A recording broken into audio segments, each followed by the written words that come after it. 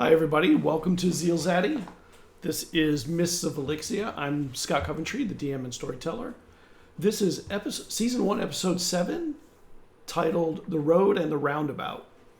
We play every Saturday from 8:30 till usually about 11:30. It could go a little bit longer, a little bit shorter, depending on what's going on that night. We started early in the season with some solo sessions, and I'm going to be posting those pretty soon to YouTube. So we're going to start getting everyone opportunities to catch up with some of that stuff. I got to say, editing 3-hour-long pieces. I don't love editing. Oh my God, 3 hours is so much to edit. Before we get started, I want you to give us a follow if you get a chance. You can follow us everywhere at /ZealZaddy except Discord. So that means Twitch, YouTube, Patreon, Instagram, Twitter, Facebook, and then on Discord you can go to the About section down below here and click the button. It'll bring you over to our Discord. 3 of our players are currently publishers, and I'm going to let them tell you about their published product in a few minutes. One of them's wife is about to become a publisher, but I think that he's going to hold that off for a few weeks. I think that's pretty cool too. So without further ado, let's meet the players and let them introduce themselves. Let's start, I guess, at the top with Aryan. Hello, I am Aryan, as mentioned. I'm playing Kean Bash, the Scout Rogue. So I am the publisher of a couple of pieces. I've written a couple of one-shots over on the DM's Guild, as well as the Tome of Arcane Philosophy, a guide to wizards and wizarding traditions. I also have the Infernal Bloodline Sorcerer, if you want to play Sorcerer from Hell. So check all that stuff out. Excited to get started. All right, Morgan. What's up, everybody? I am Morgan. I'm with My Played Mondays. You can check out myplaymondays.com. We help people with coming up with games for themselves. We basically are professional DMs, me and several others, and we love to run games for people. So give it a check. As Scott was saying, I also have a couple things published on the DM's Guild.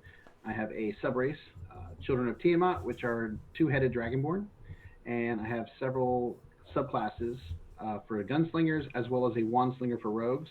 Please give them a check. Promise you'll enjoy them. If you don't, leave me some feedback so I can make them better for you. Other than that, I'm here to play Vezrin. I'm a wizard and a wood elf, and he's a little pompous sometimes, but he has a good heart, and I'm just excited to play with these guys. So. All right, Brandon. Hello, I'm Brandon, and I'm here to play D&D. Dylan. Hi, I'm Dylan. I'm here to play D&D and plug myself. I have one subclass out on DM's Guild called Ranger Dragon Hunter Conclave, and it's a short little 2-page subclass that I whipped up one morning. It's nothing huge, but if you want to check it out, it's free. You could always donate. Get me a coffee or a ramen noodle soup. But tonight I am playing Eslov, the Dragonborn Barbarian. Yes. Now, we normally have a player do a recap. It was 2 weeks ago. Does anybody remember enough to do a recap? I could, but I'm always doing them, so maybe somebody else will take a chance. Barely, but I'm never good at giving recaps, so I want to pass it off to someone else. Brandon? I guess I'll go ahead and do it. Okay. We, hanging out in the woods, we decided to hunt down the last of the beasts that come through the pond. We were able to subdue him. We had a quick conversation, but during this whole thing, he was infesting Vazarin's mind, and that was making Vazarin want to devour his flesh, and things were getting very much on edge. So the decision was decided to go ahead and kill the creature in order to protect everything else around it. We left the forest to do it, as was the request from the druid. Upon doing that, we gave it a funeral, had a slightly somber moment, and where we left off, we were trying to decide what our next step was. Yeah, when you left, you were just arriving to the outskirts of Raisa, which it's a walled city, so to get in, you got to go into the city. And the city rises up. You can, out in the distance, you can see the naming stone that's at the end near the lake, and you are prepared to enter. When you arrive at the gate, there's 2 guards, and there is a fee to enter. It's a 3 copper fee to go in. A question: does the one lady the daughter, does she live in the city or does she live outside the city? In the city. Okay. Yeah. Ita. Actually, no, that's not the daughter. The daughter was Barrowin or Butter, Belinagar. So at the gate, they stop you. What did you do with? Did you keep the antlers from the thing? If I remember correctly, you kept the antlers or something. I kept the antlers from the one that had. Okay. I also took a That's set what of it was. antlers. Yeah, I kept it. I kept the antlers from the head of the one that had killed her father, because I wanted to bring proof that it was killed, that it was dealt with. And I think, Dylan, you took the other set of antlers. And the last one, I don't think anybody took antlers from, did they? I think you took the head. Didn't you? Did we take the head so we could show them what it was or something? I didn't. I think you did. I think we did take the head, though. Yeah. Yeah. So where's the head? It's in a sack. I assume I'm carrying it. But it's covered. Yeah, it's in a sack. Okay. I mean, it is a That's skull. not a communist question at all. Yeah. Gentlemen, perhaps we should just pay so we can quickly return these items to the daughter and then get on our way to Phelan. Yes? Didn't we already pay this? Yes, but every time you go in and out, they expect you to pay again, I believe. We can talk to them and say, hey, we just stepped out and we're trying to get back in and see if maybe they'll let us in, but just expect that they might charge you again. You stepped out a couple days ago. A few days ago.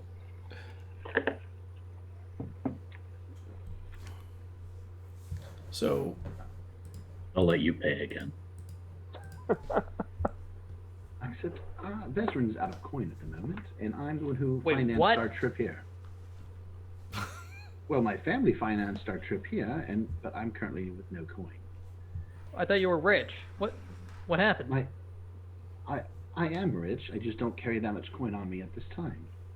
You got it right. He was rich. There's only so much coin you carry on you if you're smart. I'll take out the 15 copper pieces and hand it to the guy while they're talking. Yeah, I'll do the same, except I don't have any copper pieces, so I'll take out a gold. Well, he's paying for all of us. I'm just paying for everyone. Oh, who is? Oh, okay.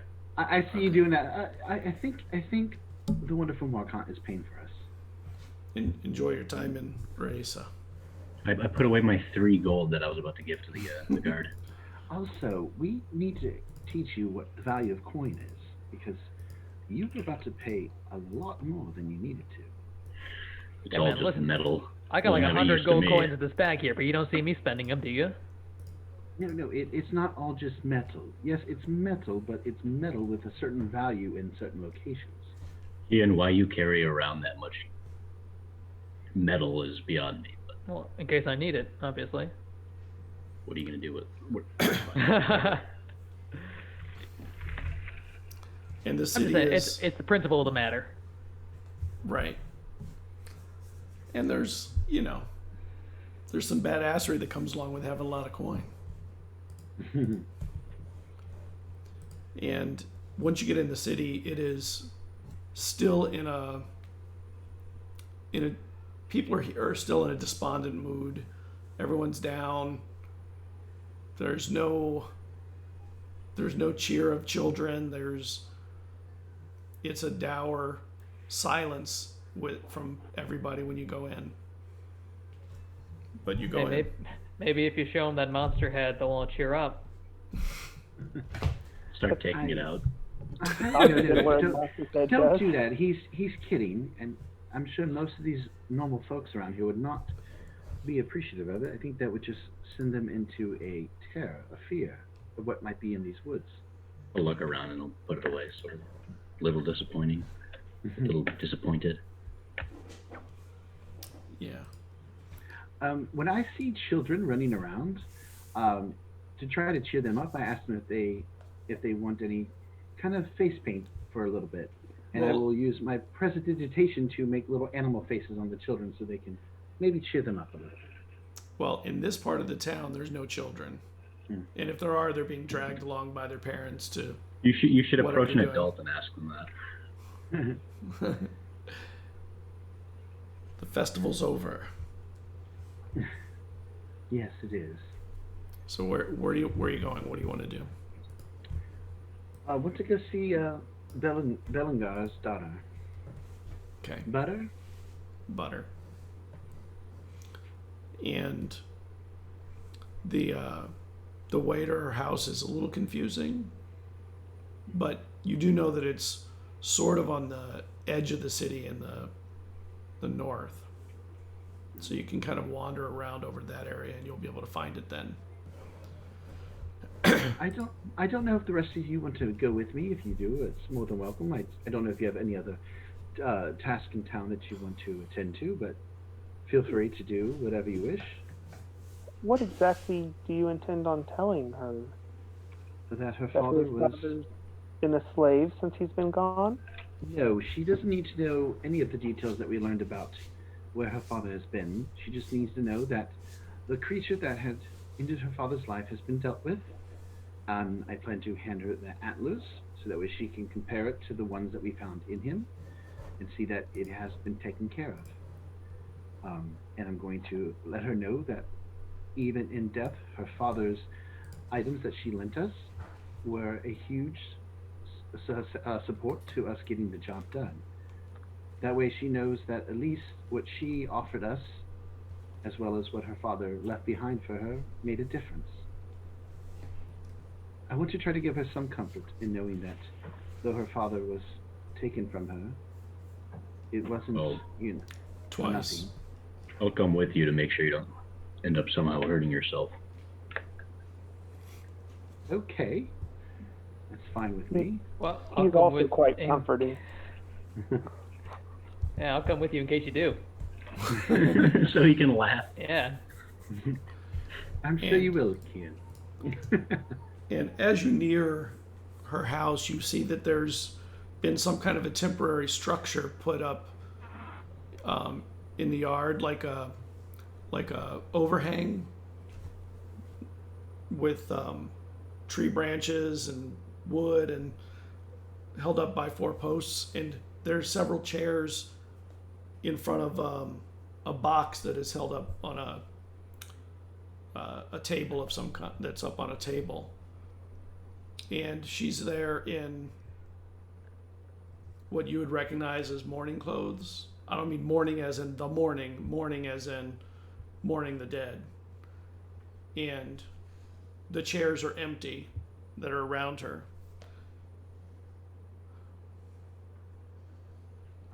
I will There are- approach. There's a scent as you're getting near it of burning lavender and honeysuckle and winter rose. But then you get a little bit closer as you're coming and you realize that those scents are there to mask another scent. Yes. Is this a ritual that I would know about, or is this something from the ancient gods that the druid worshipped? You would know this as a ritual of mourning that some of the other gods use that you don't. Okay. But it's a time to say their farewells and grieve. What was the father's name again? I mean, I don't remember because it's been like 2 weeks, but I know my Flame. character would remember. Flane Belinagar. Blaine. Flane. He's overcompensating for something with that a name like that. Blaine Belindagar. He was very short. I will approach respectfully and wait for her to take notice. And when you get closer, she hears you coming up. She was looking down, so she really wasn't paying attention. And then she stands up and she sees you. You've returned. Yes, we have. And you can see that she's been crying. Have you already started your ceremony, or are there others coming? There's no ceremony. It's a time for people that knew him or cared about him to come and say their goodbyes.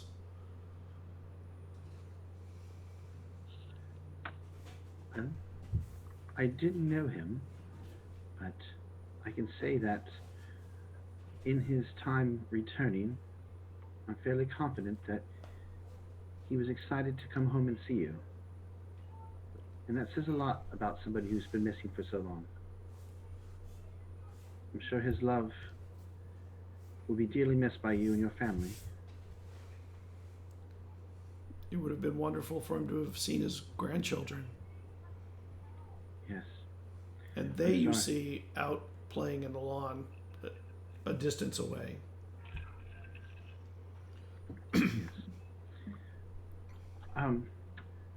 I'm sorry to intrude on this important moment. This is for no you. intrusion. This is open for whomever wishes to come. Well, besides my respects I wish to pay to your family and to him, I thought you should be the first to know that the creature that brought harm to your father has been dealt with. And what it did to him, it would no longer do to anyone else here.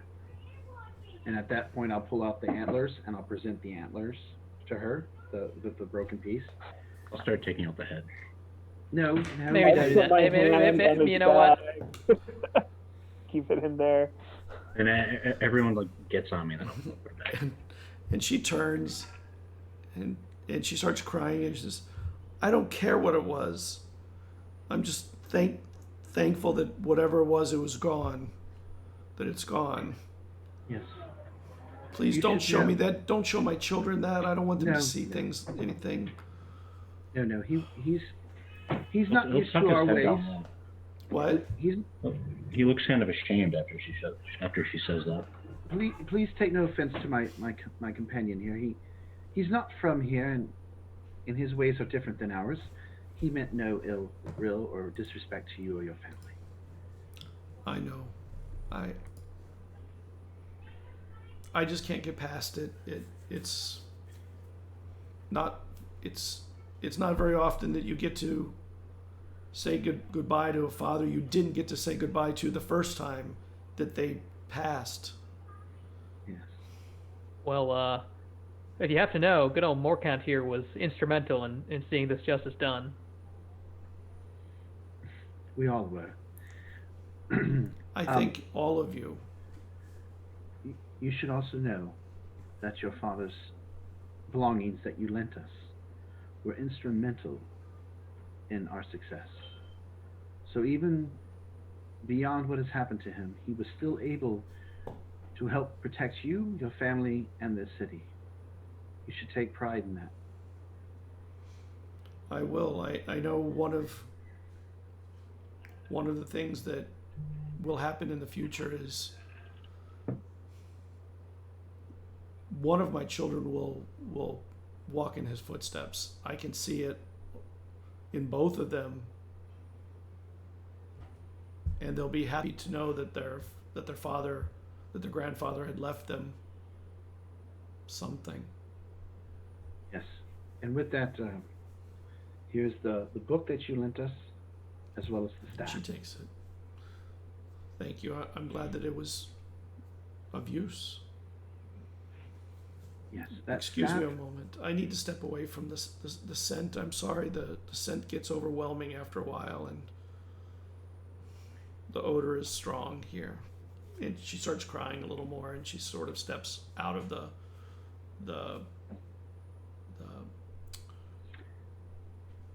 overhang. Is there any flowers nearby? There are flowers wrapping the ceiling. That's what's kind of masking it as much as possible. You know, there's honeysuckle and winter rose flowers all wrapped through the ceiling. As we I'll take a There's- couple of the And there's honeysuckles. lavender burnt sticks that are burning on the edges. What? as he says, what were you gonna say, Dylan? I'll take a couple of the honeysuckles. Okay. I think with this, I'll excuse myself so her family can mourn without us intruding any further. But as I step away, like far enough away to where she may not notice, I'm going to use prestidigitation to have the flowers like lift off the ground, like kind of swirl around her kids like in a playful manner, and then fly around her, and then touch her nose, like a gentle, almost like a kiss on her nose, like I understand. trying to make her, yeah. The kids start playing with them, like. I mean, I was right just away. gonna give the kid a flower, but all right. You have to flex on me in advance like that? Come on. Sorry, it's just something I had in my mind that I thought it'd be like a fun way to make her feel like her father's still with them in some sense. And she I smiles agree. It's for a genius. moment. She doesn't laugh, but she smiles for a moment. And you can see that there's some appreciation for her. How far away are the two children? 30, 40 feet. Okay, in that case, I'll leave the head at my feet and I'll walk over and I'll give each of them one of the flowers. And they take it happily. And they pull the stamen out of the middle and they start sucking on the honeysuckle part of it. If I have one left, I'll do that too. And it tastes sweet like I'm sure like he's honey. had honeysuckle before. Yeah, probably. And they love it. They laugh, and they're the only bright, happy points you've seen in the town, really. A while, yeah. You know. And What time of day is Morgan, it? you're arriving in the morning, so it's probably late morning. Okay. The Morgan and Kian, Morkant, you're near the overhang. Can you make me a perception check, please? Okay. Natural 18 plus 3, so 21. 12. 19. Kian? Morkant and Well, Vesrin, you see that in the corner of the box that is up in the front of the room, there's a little carved symbol that you recognize from in town of a little vine.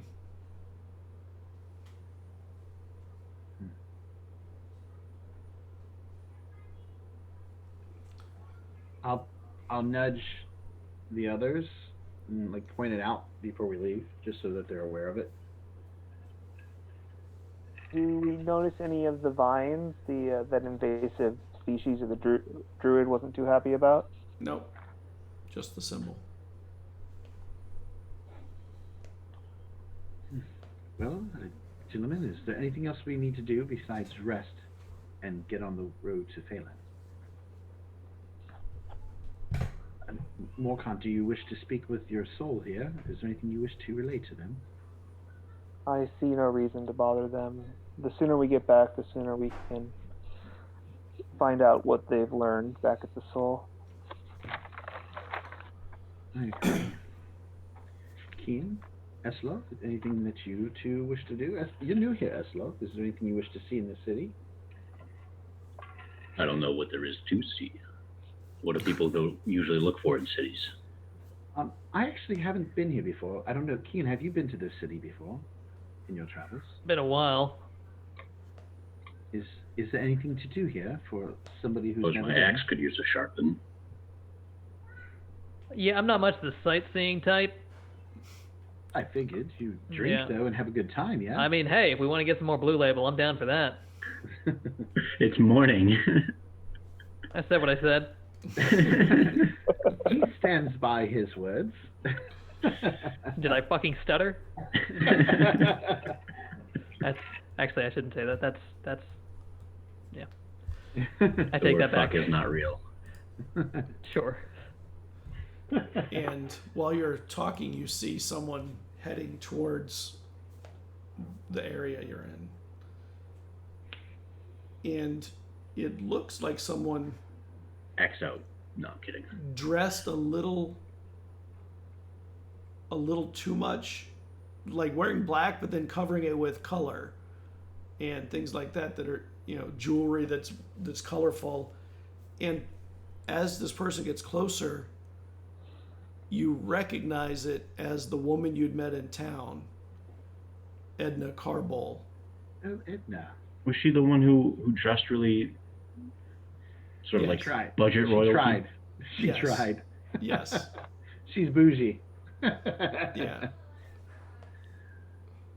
Edna, how are you?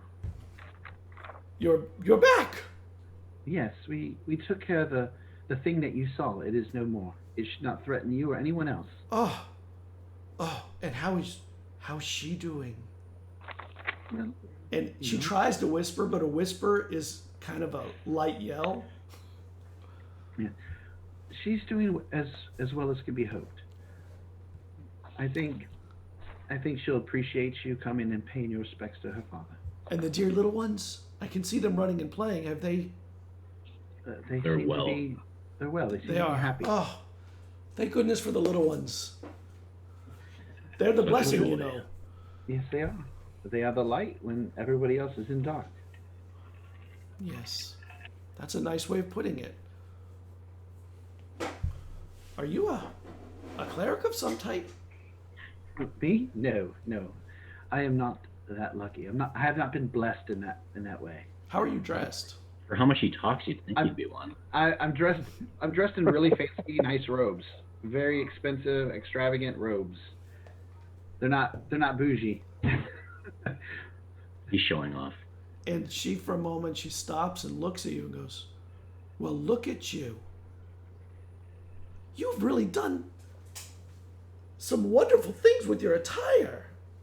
Oh, thank you. Yes. May I? And Oh, she yes. kind of reaches, You may. and she feels the material. Definitely of the highest quality. Definitely something the noble family would wear.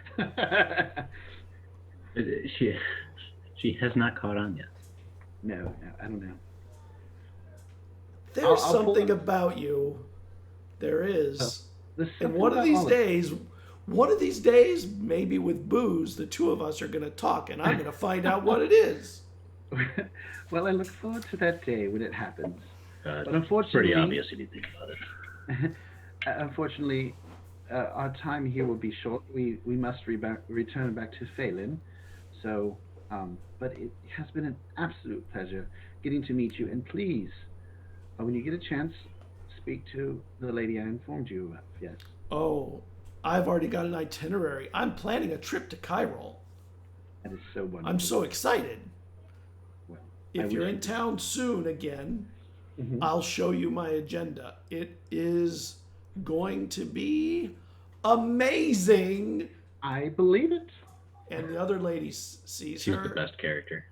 And the other lady, like, her eyes roll, and then she, like, brings her head down to try not to laugh and try and stay in her mourning face. Yes. And for a moment, she just can't. She has to will herself to stay grumpy. I must Yes. tell you, I love a good agenda. It's important to plan your trips when you can. So, the next time I'm in town, I will have to stop by to see what it is. Well, those in mourning need me now. So Yes. I wish you well, and I hope that I get to see you one day with booze. I've been told that on many occasions. I must be an interesting character that I don't realize, but I enjoy it. There's something, and she passes by and smiles at you as she heads over to see Butter. Please, gentlemen, let's get the hell out of here before she pulls me into another conversation, okay? Lead the way. And that was a very low whisper, not like a whisper that's a yell. Right. She And I doesn't- make sure she's far enough away before I even whisper, in case she overhears the whisper. No, you go away. her amp is turned to 11 Yeah. all the time. I must tell you, it is so difficult to always be so pleasant. Keen, you understand what I'm saying, yes? Absolutely. It's exhausting to live this It's kind of life. so exhausting. All right, let's go. Jeannie said you need to go sharpen your axe, yes? It'd be nice. I don't Let me need see. to, but I'm assuming you went to see the blacksmith, yes? probably. Let's do that. Let's stop by. Maybe we can get Morkan's armor inspected to make sure there's no rust forming on it. No, it's fine, I assure you. How sure are you? Thank you for your concern. Well, we must keep our cleric shiny and, a representation of his god. You should try asking it if it's fine. We need you to be the beacon on the battlefield, Mainly because if you're the beacon, I'm not. Hopefully there aren't many more battlefields. Yes, I hope so as well. Or the Oh, one no, would yeah, always. And Poor Kian. Yeah, we're going to continue living a life of peace now that we're done with all the fighting we have to do. right. No more, we're done. Well, We're one can retired hope. from combat. This is where Eslov stops and he decides to open up a shop and just make food of some sort. I Strange. thought we were all just gonna go help. He secretly wouldn't help make that food, lady he would just Steve's sell raw company, meat. but- You sell Sell raw raw meat meat. for... He'll be a butcher, the town butcher. All right. He So- can do that. He knows how to You- cut up a deer. Because for me personally, I'd either rather get on the road to Phelan or get some drinks if we're not gonna have enough time to really get on the road. But if you wanted to go to blacksmith or something like that, I'm all for it. So you guys lead the way where you want to go. Well, it's not urgent, but I suppose we can take a pit stop. I don't know where this blacksmith is, though. Oh, well, I can't read. Oh, Edna, Butters, I'm sorry to interrupt you again, but we don't know a lot of people in this town. Could you point us to where the best blacksmith is in the city? You And, should say I can't read well. You can read a little bit. and Butters, she takes your arm and she says, "Yes, come. I'll explain it to you." And she uses you as an opportunity to get away from Edna for a few minutes. Shit. And she basically brings you over near the box, and it's open. You can see the body in there.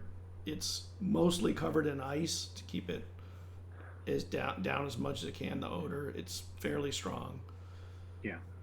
And on its face, there's black and a blackish green paint or ash there and there, like in a T. Mm-hmm. And she Have I says, ever seen anything like this before? Sorry. no. Like this kind of ritual? Okay.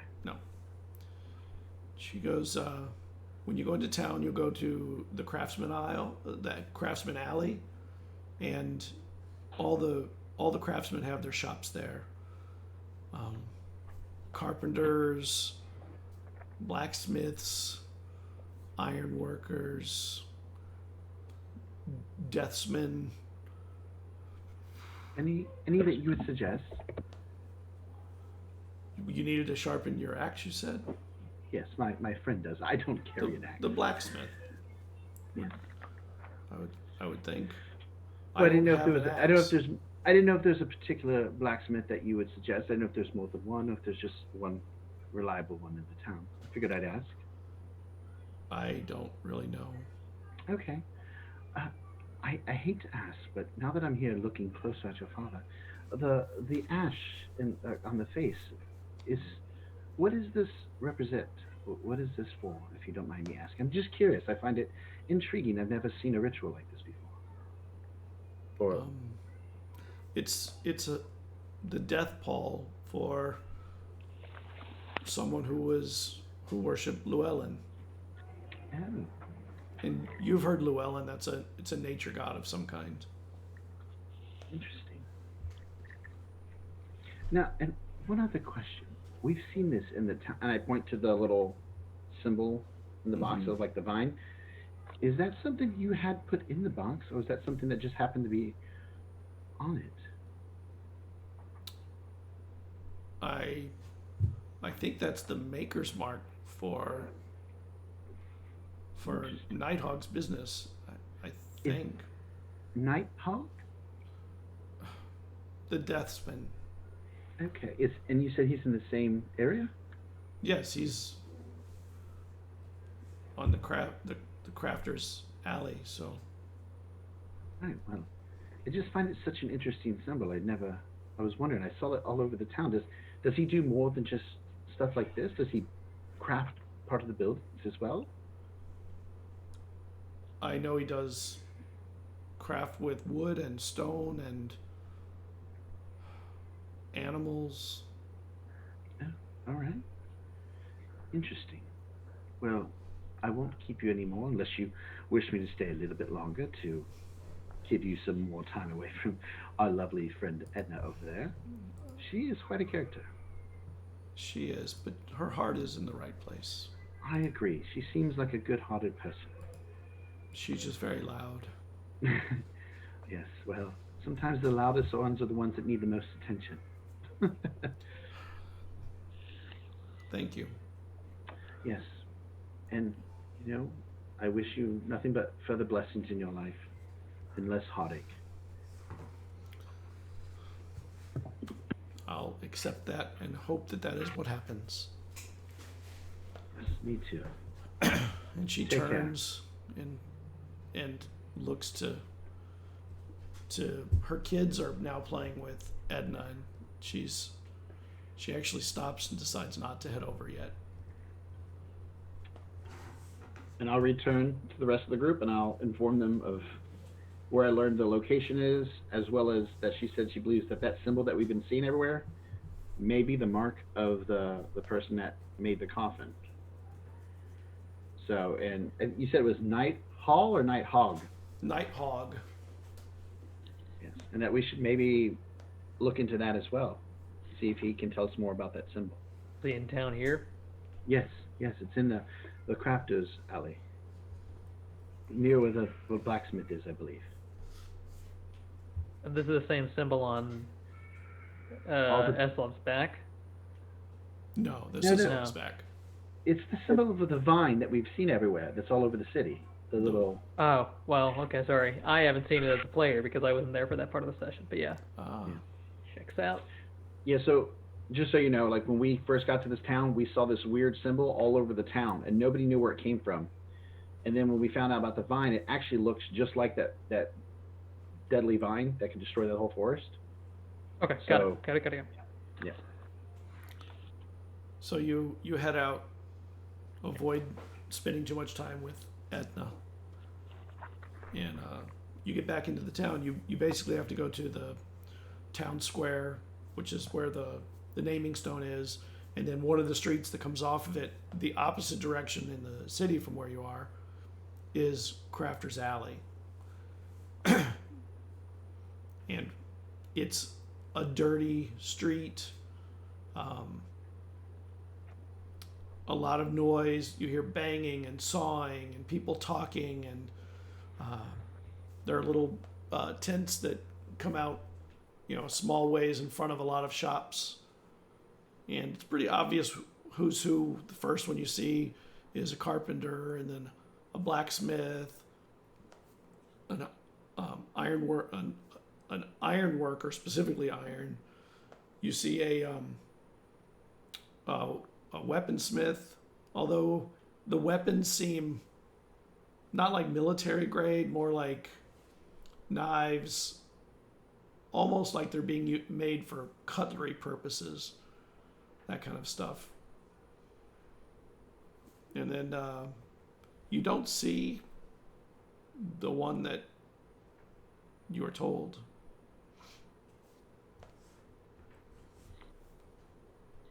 Do you see one that you wish to speak to, Eslov? Weird. I guess we'll keep walking around for a while to try and find the one he was told about. Well, as you walk, the alleyway ends, and then there's like a space, like an open air area that is empty and dirt. And on the other side of it, there's a small building, a couple mules outside in a pen, and you see over the door that vine symbol.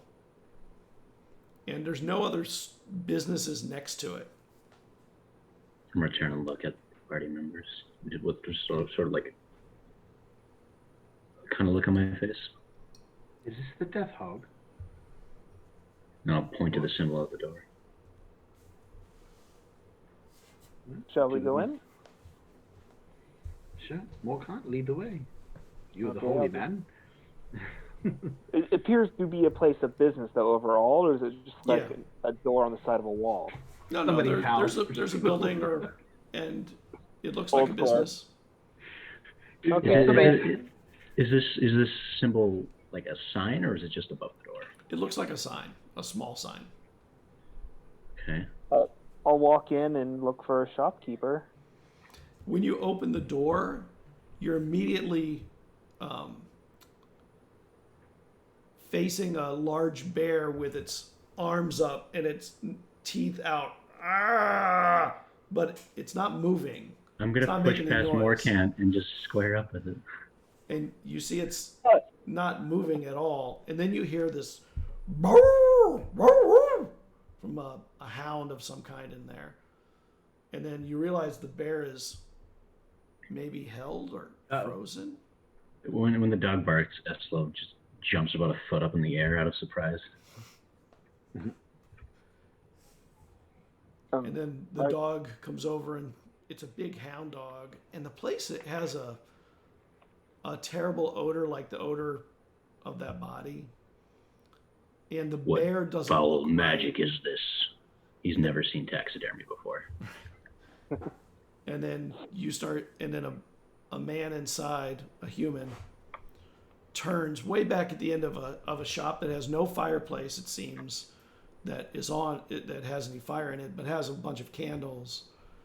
And he starts to come over. He's carrying in his hand a small carving axe. You there! What have you done to this beast? And he walks really slow. He's got a leather apron on. There's blood stains up and down it. And he takes the axe and plants it in the counter, the wood of the counter. It's stuffed. It's There's more dead. Stuffed. Alright, I'm gonna squeeze it. It feels Does hard and Morkant stiff. understand the basic concept of taxidermy? That, like, what is it commonplace in this world? It's not. You've probably never seen it. You've probably heard about it. I haven't seen it nor heard about it. Yeah, you've not either. Neither. You muted. Vesrin's just kind of looking at it. Would Vesrin have seen any of this? Like perhaps some of it in the castle? Yes. Yep. It's I'm something that wealthy people do occasionally. Yes. I'm admiring the work. And you can see that in the darkness, you can see all kinds of animals along the sides that have been shaped put into poses that are all frozen in time like this. And the dog is sniffing all of you. Go ahead. I'll look towards the merchant and be like, you deal in preserving dead things, yes? I'm also looking at the taxidermy, but I'm not like admiring it. I'm just staring at it in awe. You have a death person or beast? We have some kind of fiend that we had slain in the forest. We have its head. We need it preserved to travel back. Just the head? Just the head. Let's see it. And I'm I'll still looking. over to Eslav. Esla, you could actually pull it out now. Oh. I'll look at the man and I'll reach down and take the sack off and just hold it up by one of the antlers. By the way, Morkant, I like your thinking. Secondly, when he does see the creature, I want to see if he has any does he recognize it? Because of these symbols, I'm curious if he knows what this might be. What the hell is that thing? Let me see that. and he seems interested and kind of excited. I'll hold it over to him. Like I'll offer it to him. I mean, that's kind of the question it has. That's why I'm bringing it back to my soul to see what we can do as far as research on it. Some sort of He flips it over mixture so you can between see the a back. deer and a man. I've never seen this before. We were hoping Where's you'd be able to the know. man part? Oh, that part we burnt. I can show you some pictures of it because I did draw what it looked like. If you'd like to see what the rest of it did appear to be, Let's see. and I'll show them some of the sketches to give them an idea what it was. How long would it take to get it preserved enough for travel so we're not walking around with a rotten head? Yes, please. And he turns it over. A moment. Give me a moment. And he slowly walks back to the back. And he comes back with a leather pack that he takes down and unrolls. And there's a bunch of tools you've never seen. And he takes something out, and it looks like some kind of a knife at the very end of a post. And he sticks it into the flesh of it, deep into up its spine and neck.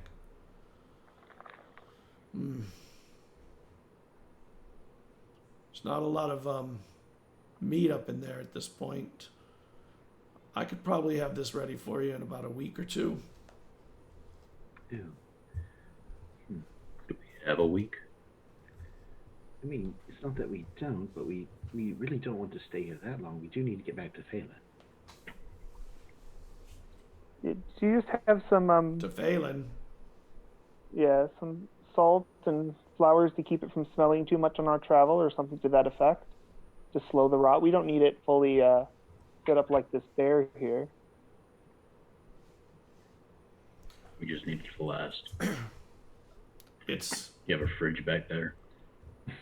I could mix something up that I could put on it that would keep the scent down for a few days, but it would make it very hard to clean again. It's like a mud pack that goes around it that keeps it from getting much worse. It won't stop it from rotting on the inside, though. Any little bit helps if we can get that put together. How long would that take? About an hour or so. Yes, that's perfect. And how much for your services? For me to do that, it'll be 5 silvers. All right. And then I'll prepare the silver. And he reaches down and he grabs a bucket. Go on, I'm listening. I was admiring your sign outside. What is that symbol that you chose to use? It's some kind of a plant thing. I saw it in the town and asked around, and nobody knew what it was. And I thought, oh, that's interesting. But then the strangest thing happened. I saw something that looked like it on the body of someone that I was preparing for crossing to the other side. And it was wrapped in this bouquet of flowers, and everything was dead but that. And I thought, that's kind of like what I do. I preserve what's left of the life. And I thought, I'll take that as a symbol. Never had a symbol before. Plus you get free advertising. He tries not to smile, but he lets a moment out.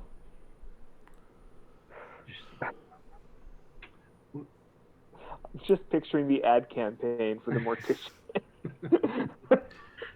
I keep things looking fresh and somewhat alive. Somewhat alive. Let your death be slower. Not for you. Rotten style.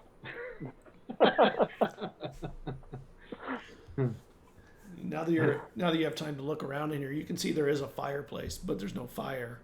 And off on one side is carpentry. Another side looks like it's stone working of some kind. And you would probably know, Akor, that sometimes you do put symbols on. Some people put symbols on graves when they bury them. So that might be that. And then in the back, it looks like he is where he deals with bodies. Thank you for your time and for your urgency, sir. And do you have a blacksmith nearby where we can get our weapons sharpened that you know of? Anyone you can recommend? There's a blacksmith at the beginning of the alley. The one with the cutlery. Well, he's more of a, what do they call him, a weaponsmith, but who buys real weapons anymore? So he mostly works with kitchen knives and stuff at this point, I guess. All right, thank you very much. You're Thank welcome. you for your time. And thank you for your help with this. We appreciate it. Are you going to come back after I Yes. prep it? Yeah. And he takes the bucket and he walks outside. There's a I've little given him a shovel 5 in it. silver, yeah. And in the area in front of his home, he starts digging some of the mud out and putting it in the bucket.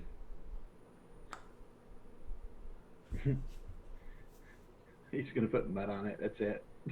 Pack it in mud, yeah. What a dick. He charged you 5 silver and you could just went out and slap the mud on yourself. No, I'm sure he's going to do more with it. But that'd be the funniest. It's like right in front of you after you pay the silver, just like starts packing it on right there. Mucks out behind the pigs. I'll see you in an hour or so. Yes. See you in an hour. Thank you, sir. And he heads in with his bucket of mud. Who knows, this blacksmith or this weaponsmith might look at this as an opportunity to work on his true craft instead of working on cutlery. He might be able to cut a better deal on getting your weapon fixed up. Maybe I'll have to chip it up some more so you can have more of a time with it. Well, if we see anything that needs, a little chopping, I'm sure you can chip it on something worth chopping. It's like 20 feet to his place, so cross your fingers.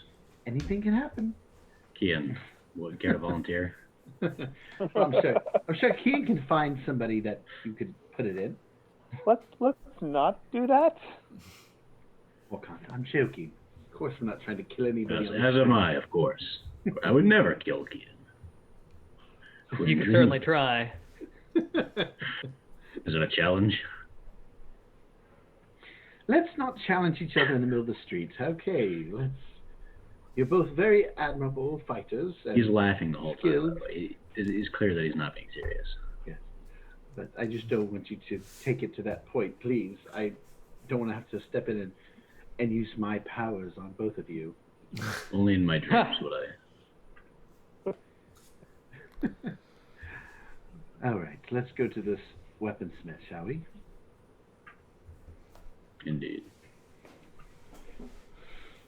And you head in. And you see a big burly half elf come out. He's got some dirt on his hands. What can I do for you? Finally, a less weird place of business. My axe has a couple ships in it. I was hoping you could sand them out. Oh, let's see it. He pulls out his 5.5 foot long axe. And his eyes widen as it's coming out. Wow. He slams it on the ground. That could be so taken out of context. Before he says anything about pricing, I'll say, I noticed that you seem to mostly work with cutlery. Is this something that's within your wheelhouse? Of course, I occasionally do weapons for the royal house. Oh, you do you? Yes. Interesting. Very cool. No, sorry, I wouldn't have said cool. But, people need knives That's more than they radical. need axes, so... That's awesome. Totally tubular. Radical. Have I heard of him before with any of the people at our house? No. No. Insight check. Do I Okay. believe him? Do I believe what he's saying? Make your check.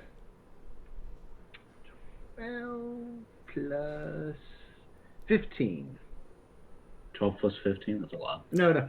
12 plus, sorry, and it was total 15. So, you think there's a little deceit in there? Who I actually know a few people from the royal family. Who have you done work for? Not Morcount. Ezrin. I'm just trying to get my axe sharpened. I know. I'm just curious. It's very rarely that I get to meet other people who know people from the royal family. I might incite Vezern to make sure that he's not just. I used to do, I wouldn't say a lot of work, but I did a little work for Baryon.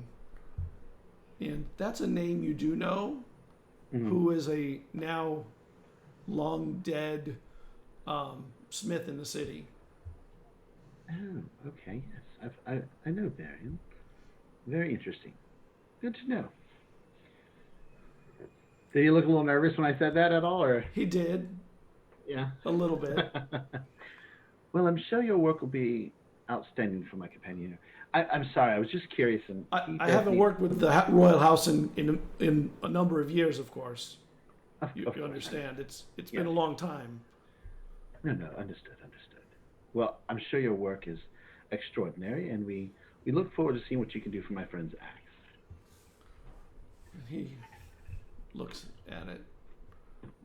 I'll hand it to him. It's a bit banged up. It's not like busted, but it's. I can put that Seen on the some wheel. That wouldn't take long. It's a strong axe. You have good metal in there. Would be much appreciated. It's heavy.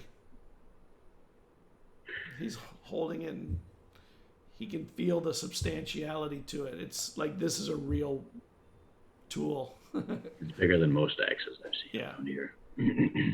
Probably the biggest axe you've seen here. Believe it or not, I believe this axe could actually cut an elf in half. Well, we don't need to find that out. Yeah. You say that in front of him? Yes. Jesus.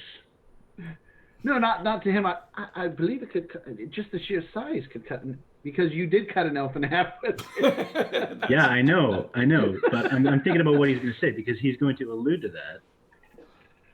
Especially if like the body had come back through the alley to have more mortician in the back there. Right, the deathsman.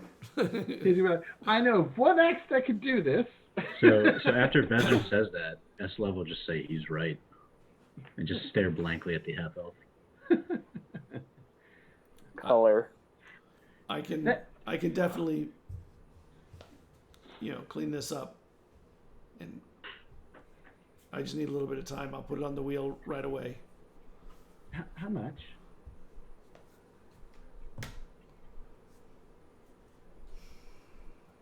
And he looks at you guys nervously. That's exactly what I wanted. I could do it for 2 silvers. It'll take me a little time, and I'm going to pull out a gold and hand it to him. Yes, I was actually going to suggest give him a little bit more to make sure he does good work. Yeah. Oh, thank you. Would you like to wait, or do you wish to come back? How long it'll take? It won't take long. Maybe a couple of hours or an hour at most. We could go have a few drinks while we wait. But Eslav, it's morning. I didn't say that in character earlier. Oh. That was me. That was just me. Okay, I thought you were. By this time, it's probably early afternoon. It's not morning. He doesn't care. It's 5 o'clock. His people drink whenever they want to. Yeah. Let's go do this. Kian, let's go find some liquor to get our good friend here nice and warm. You want to try a new place, or just go to the same? You tell us where to go. Whatever you think. All right. Well, yeah. What the hell? We'll take the path of least resistance. Go get some more Blue Label. Okay. It can't hurt. I already know it's good. So you had to get some Blue Label, to the Blue Label. More drinking. Just so you know, that gentleman wasn't totally forthright with his connection to the royal family. And that's the reason I wanted just to give him a little bit of pressure, just to make him know that I was a little bit onto him. But I do like that Eslav was still willing to pay him more than he ought, because he definitely would have charged a little bit more. I think he was just a little bit nervous, which is exactly where he should have been, lying to his clientele. Jesus. Sorry, yeah, I blanked out about half of that once you started talking about royal family stuff. What? Right. Oh, not get back into the weaponsmith was lying. Okay. All right. Cool. What about the coffin guy? He's preserving the head for us. No, I know that. What do we know? I mean, what's the situation there? He's just a coffin guy. He liked the way the symbol looked. So he stole it. Where did Maybe he see they'll it? be Did we? considered No, he just said he saw it somewhere in town. All over Yeah. the town. It's a point where It's when we're everywhere. walking, I'll point. That's right. It's Oh. there. It's over there. Over there as well. It's Yeah, in it's one a of few those. places It's one of in those town. things where once you're looking for something, you see it all over the place. But until then, it's kind of invisible to you. Yes. Yeah. Yeah. And you get to the blue label, and the drink is most excellent. The food is good, not as good as the drink. Is the mood better than it was? Is the what? Is the mood better than it was? The mood is actually not better for the most part. There are people who are with a little booze, with a little liquor in them, are opening up, but it also means that some of them are crying again later on. And Are any of the people we saw here last time still there? I wouldn't say still there, but maybe there again. Does it look like they're still there? It'd be hard to know. I mean, people don't even change their clothes that frequently unless you have a lot of money. I'm gonna take out some of that honeysuckle I picked and put a couple of the stalks in the drink before I have it. It kind of brings back memories of childhood, and honeysuckle grows all over the place, including the blue wastes and the forested areas around the blue wastes. So it's a nice memory. Well, while we're waiting, I'll ask Eslov if he's ever played Dragon Chest.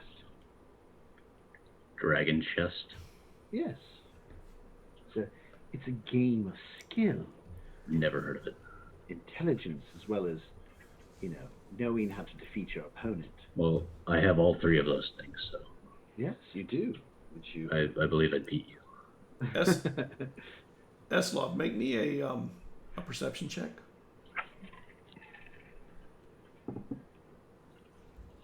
19. And you see somebody heading to the door, and they're looking at you. Like, looking at you hard. And they bump into somebody on the way out. Sir, please look at me more. Sir, And please look at me softer. It hurts. And it looks like a little version of a dragon person. And right before he hits the door, he turns and he walks towards you. Stare at it. I'm over here trying to explain Dragon Chess. I'm not even looking at you. You're Yeah, I looking know. at me intently Yeah. explaining. I'm just off to the corner. You're of the dragon kind. Why are you so small? How tall is this? And It's he- a kobold, I'm assuming. And he kind of gets excited even at the fact that you talk to him. There's a true reason I picked Dragonborn. It's because I get worshipped by kobolds. You have furs on. Furs on a dragon. I wonder if you killed the beast that you are wearing. And I ask again, why are you so small? I'm of the wee dragons. We're the kobolds. The what? We're the wee What's dragons. What's You're a kobold? We're the kobold. I'm a kobold. You've never seen a kobold? Never heard of He's kobold. not from Oh, here. dang. That's amazing. If I wasn't leaving right, I have to go somewhere, but we need to meet up. I got to get out of here, though. I just give him a blank stare, or I give them a blank stare. What's your name? What's your name? Eslov. Eslov. White dragon. Makes Am sense. I white right now? You actually are, because it's we're pretty far into winter. Okay. I tell him he's Eslov the Elf Splitter. Are kobolds diurnal? I'm gonna in give your you a universe, dirty Scott? look when you say Yeah. that. What? Are kobolds diurnal in your universe? Diurnal? They walk around in the sunlight? They're out at different times, yes. Okay. They don't love the sunlight, but they're out. Okay. They don't melt in it. No. Good, because I hate that rule. I'm so excited. I don't think I've seen a dragon kind here in a very long time. And I've never seen one of whatever you are, kobold, wee dragon. So nice to meet you, Eslov. I do have to run. And he scurries off quickly. So we'll look back at his party members with a look of just what the hell on his face. You're famous. Was that your son? Oh, It could be. I'm sure I have one or two somewhere. Yes. By the way, I do like the new nickname I gave you. It'll definitely come in handy when you. Don't call me that. Yeah, that means something else. Don't. Eslov the Elf Splitter. Don't call me that. No, why not? No, he looks serious when he says that though. Why not? I'm an elf, and I'm calling you an elf splitter. I ended a woman's life. I don't want to be proud of that. It's not about being proud of it. It's about others knowing how serious you are, so that they're less likely to put themselves in those situations against you. I prefer to use my words rather than intimidate. That is a word. Elf splitter is a word. I could Use my disagree. word. That would bring more attention to him. By not Ask having a somebody not to nickname, mess less with. people will know. Yes, but if they don't know about him in the first place, why would they mess with him? Ian, what do you think, Ian?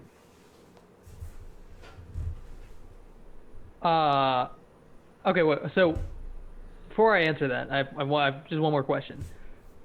Was that or was that not your son? I don't recognize it. I don't think it was my son, Okay. but I don't doubt that I have one somewhere. I mean, it's always a possibility. Respect. Well, I have no idea what the question was. Elf splitter? Yeah, I wouldn't call him that. Oh, God. Everyone wants to give you titles that you don't want. Just Bezrin. Apparently nobody else wants to give him that title. Right. I think titles only. I mean, you might be the only one here who gives a shit about titles, there, buddy.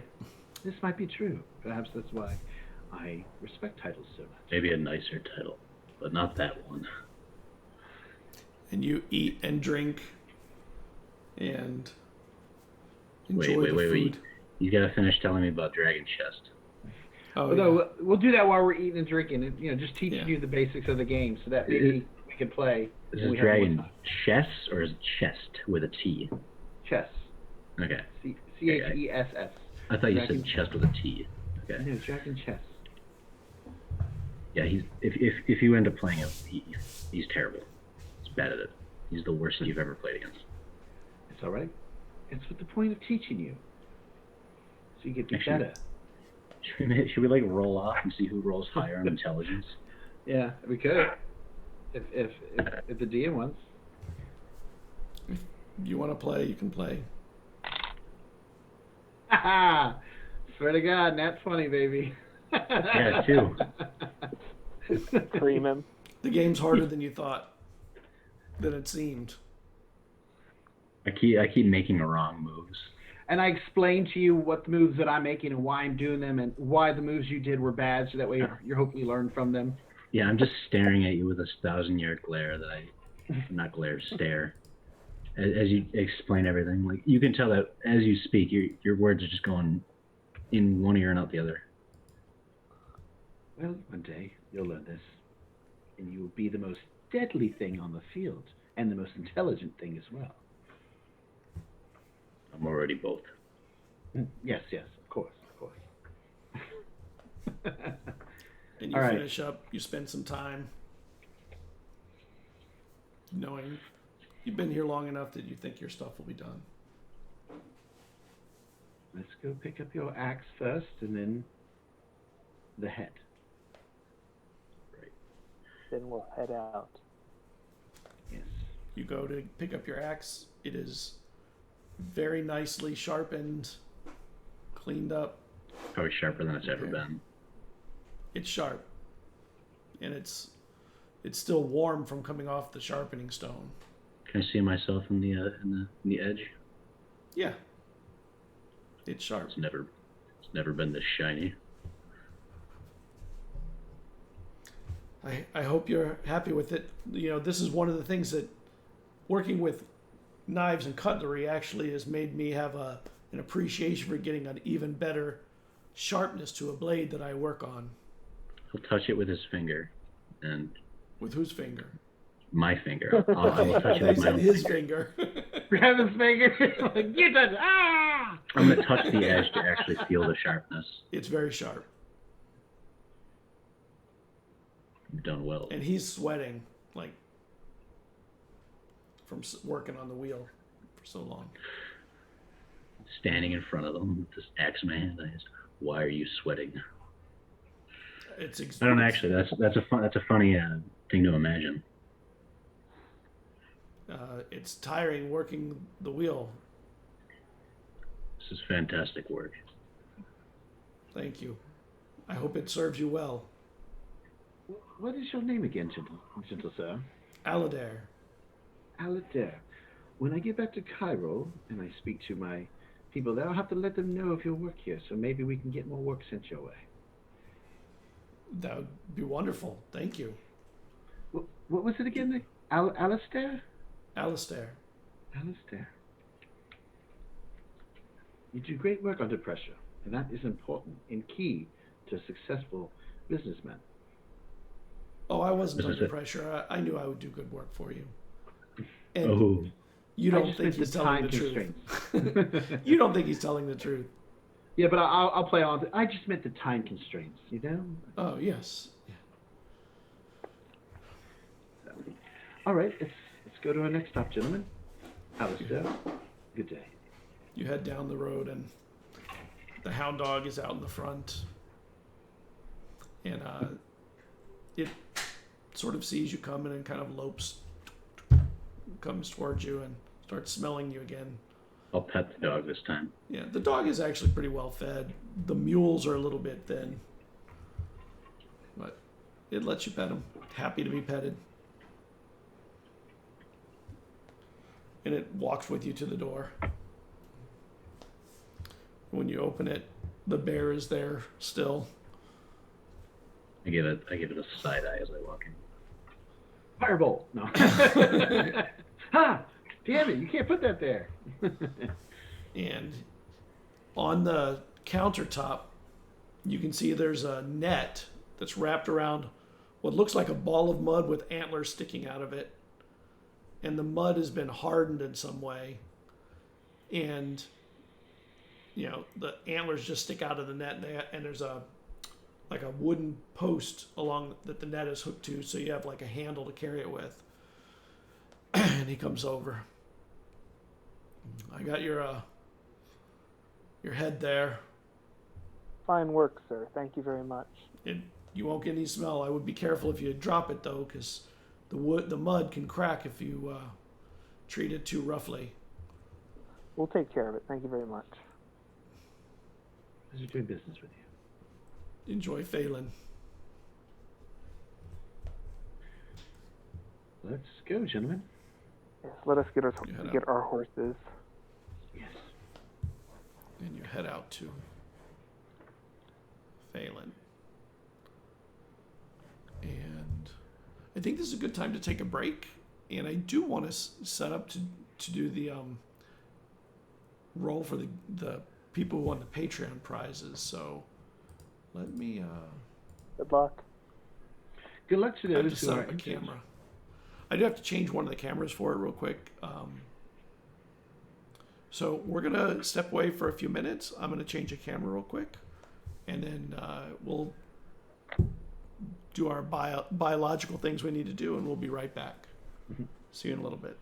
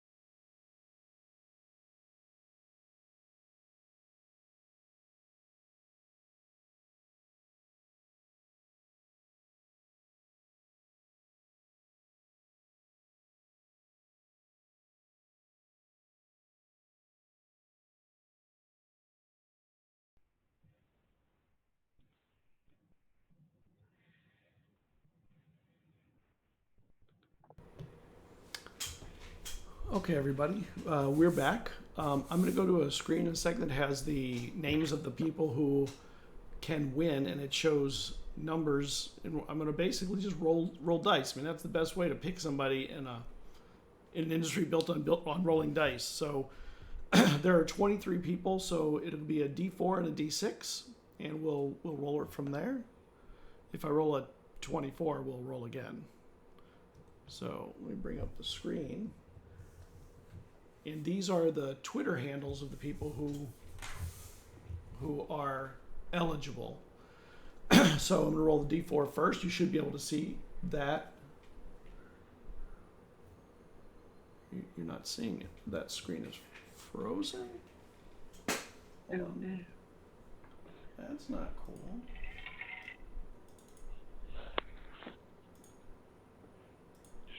Just remember, if something can go wrong, it usually does on stream. Yeah. It was all set up earlier, and now it's. Let me see. The classic blunder. Amazing.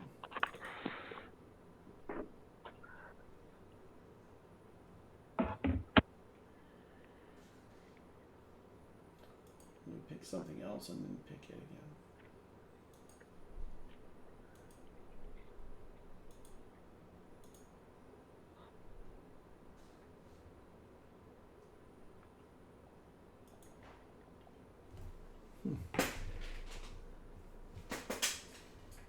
Is it frozen over there? No? Damn. Give me a second, I will redo it. I'll redo that camera on it.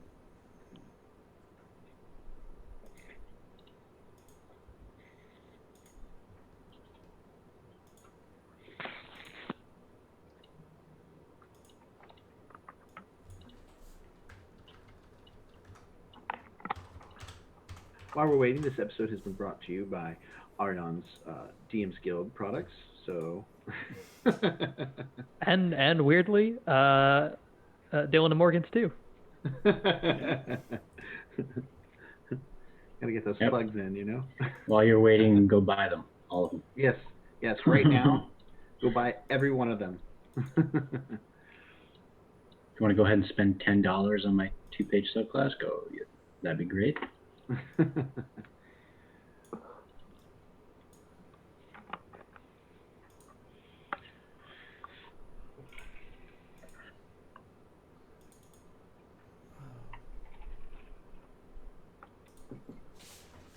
will do it another way.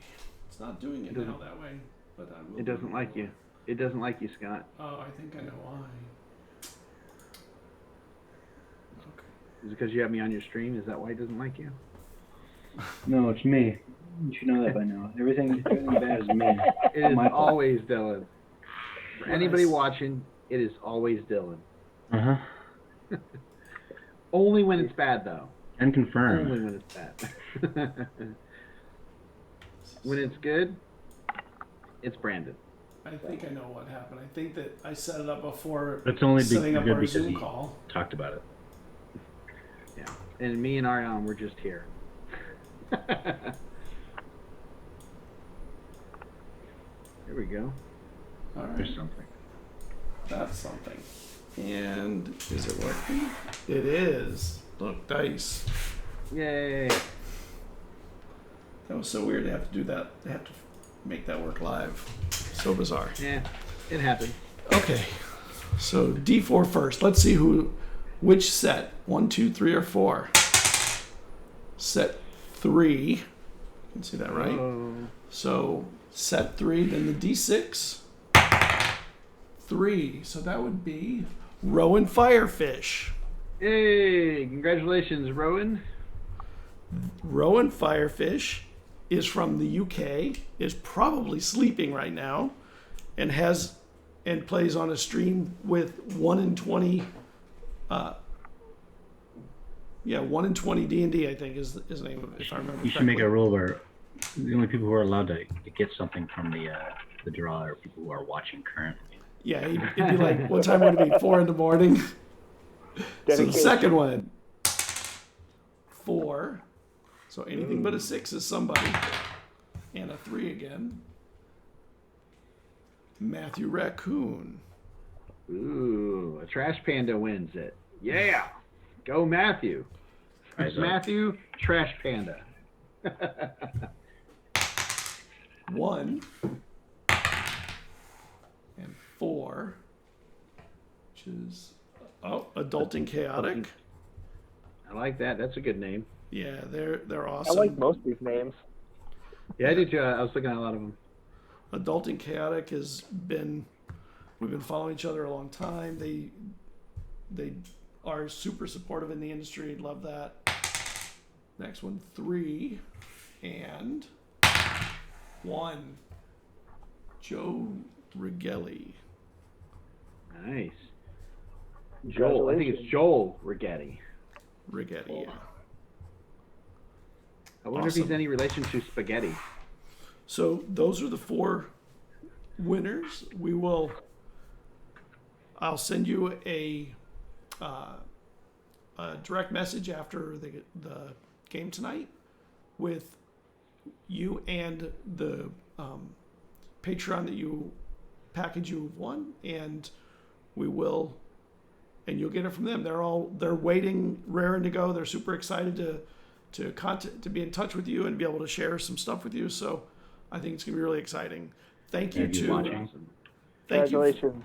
to the 4 Congratulations to all of you guys. Congratulations.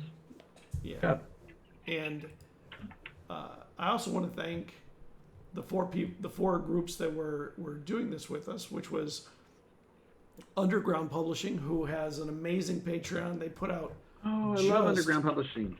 just god awful amounts of stuff, just amazing tons and tons of good stuff. You know, I don't know if you know, but they're a husband-wife couple, and they are amazing people. They Amazing are. people. Support Yeah. them, please. Yep. The next one is Coffee Snake Studios. They do all kinds of D&D 5e supplementary material that they do exclusively on their Patreon. You are publishing some of their stuff. I think all their stuff you can also buy on Drive-Thru RPG. Coffee Snake Studios, lots of cool stuff. They put out a lot of small pieces of supplementary material that's really interesting and off the beaten path. That's what I love about them. Backwater Bastards, they are from Australia. They have their own games, their own streams. They put you in their streams in interesting ways. They let you make characters with them that they add in. They make stickers and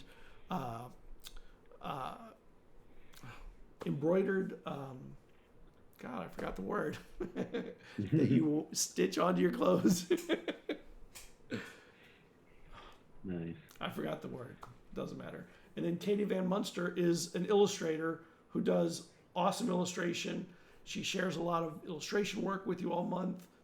You can tie in. She'll let you watch while she's working, and you can chat with her while she's creating her next creations. And you'll get a month's worth of their Patreon rewards that you can get that are the physical things. Now, one thing that was not able to be done, and it was super annoying, was I was trying initially to give away a month of Patreon, but there's no way, I didn't know this, there's no way to gift a Patreon reward, which is so weird.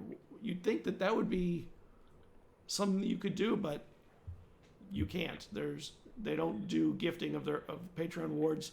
And as much as I wanted to give these things away, I really didn't want to put my credit card on somebody else's stuff for a month. Yeah. And, Well, I wasn't willing to go that far. if anybody from Patreon watches this, that's something y'all should work on. So, Yeah, just saying. yeah, we got in touch with them, and they really should work on it. I think it's a mistake. Oh well. Yeah. All right. Missed opportunity. So congratulations. We're going to move on into the game. So you leave the blacksmith, the armorer shop, who's really now more of a cutlerist, doing cutlery, but still has the wish to do more armor and weapons, or the weaponsmith, you pick up your Wendigo head, now packed in a good tight dried mud seal in a net. And what are you doing now? Getting out of town. Heading out. And that's where we get the Thank horses. goodness. What time is it at this point? Early mid-afternoon. Kian, do you think it'd be safe to head out and travel now, or do you think we should stay the night and travel in the morning? Do I think it'd be safe to head out and travel now? You don't have to go through the forest Sure. at any time. Okay. You're on a road the whole way. Doesn't matter. May as well. Yeah, so not a big deal. Let's get out of here. Let's get back to Phelan and report what we found and see what else there might be there waiting for us for information. You head out. A couple days later, you arrive at Phelan. Home sweet home. You come around the lake, and there's people there that are still... The town is starting to settle into the new reality of what happened. There's still sadness around the soul and around the town, but it's people are starting to try and figure out getting their lives back together again after the events. You even see one or two people out near the lake looking for crabs and stuff, breaking, they'll break the ice along the edge, try and catch crabs that are near the edge under the ice. So they're returning to some semblance of the new normal for them. Question, do we see anybody that we might have encountered on the road? Or does it look like there's anybody, No. I'm just trying to... You mean like the people hunting you? Yes. No, you don't see any of those people. Well, I will, as we get closer, I'll pull my cloak over my head for the time being to, reduce people possibly seeing my full face. Okay. And if I take notice of anybody, I will step off into an alley and cast Disguise Self on myself. Okay. Just so you know, if I start to see anything that looks like might get me into trouble, I'll try to hide my identity with a spell. You don't see anyone that looks like they would be a problem for you. It's pretty early. Most of the people are not doing their stuff yet. There's some, but not a ton. So, Morkan, how do you want to handle this? Well, I figure we go back to the Soul and see what they've been able to research while we're gone, and bring the head to the town elder and see if he knows anything about it. Sounds good. And we should probably drop the head off first, as it's quite heavy. Is it heavy? Packed in mud. Well, I was speaking to Eslof. No. Not heavy. Well, I think we should still drop it off just to be safe for now. There's no reason to drag this head all around town, possibly dropping it. I don't know. I mean, it's not like that's how I enjoy carrying it. It's just not heavy. Let's do that anyways. Let's go speak to the elder. Okay. And when you get near the soul, you see some of the initiates, the initiata and the Samines, working with children and some of the families that are there. It doesn't look like they're in lines like they were when you left, like they were in line waiting to be processed, for lack of a better word. And one of them notices you, Morkant. Morkant's returned! Morkant's returned! And it's one of the younger ones, the initiatas they come up. Welcome back. Well, thank you. How was Raisa? It was smaller than here. I don't know. It's good to be home. They seem to be rather glum downtrodden. Etta told me to find her as soon as you arrive. So would you like me to find her, or would you like to find her? I'll find her, because I have to do one more thing before I return to the soul. Okay. All Welcome right, back. thank you very much. And he goes back to the stuff he was doing. And when you go in, you can see the fire in the center of the building is nice and high. There's a lot of people sleeping on the floors all around it. More than is normal, obviously. Do I notice an influx of orphans? Yes. There are tons of children in here sleeping. And you see that Etta is actually in working with some parents, talking with them, or parents of adults. And she sees you, and she tells them that she'll be with them in a little bit. And she comes towards you. Oh, welcome back. So, Glad to be back. So I've done some research for you. Oh, you must be starving. Would you like something to eat? Perhaps in a bit. We do have quite a bit to do. Speak with the elders and whatnot about what we found. So what were you able to find? Well, I want to start with how the numbers that we've gathered from what happened here. And how many? They're staggering. So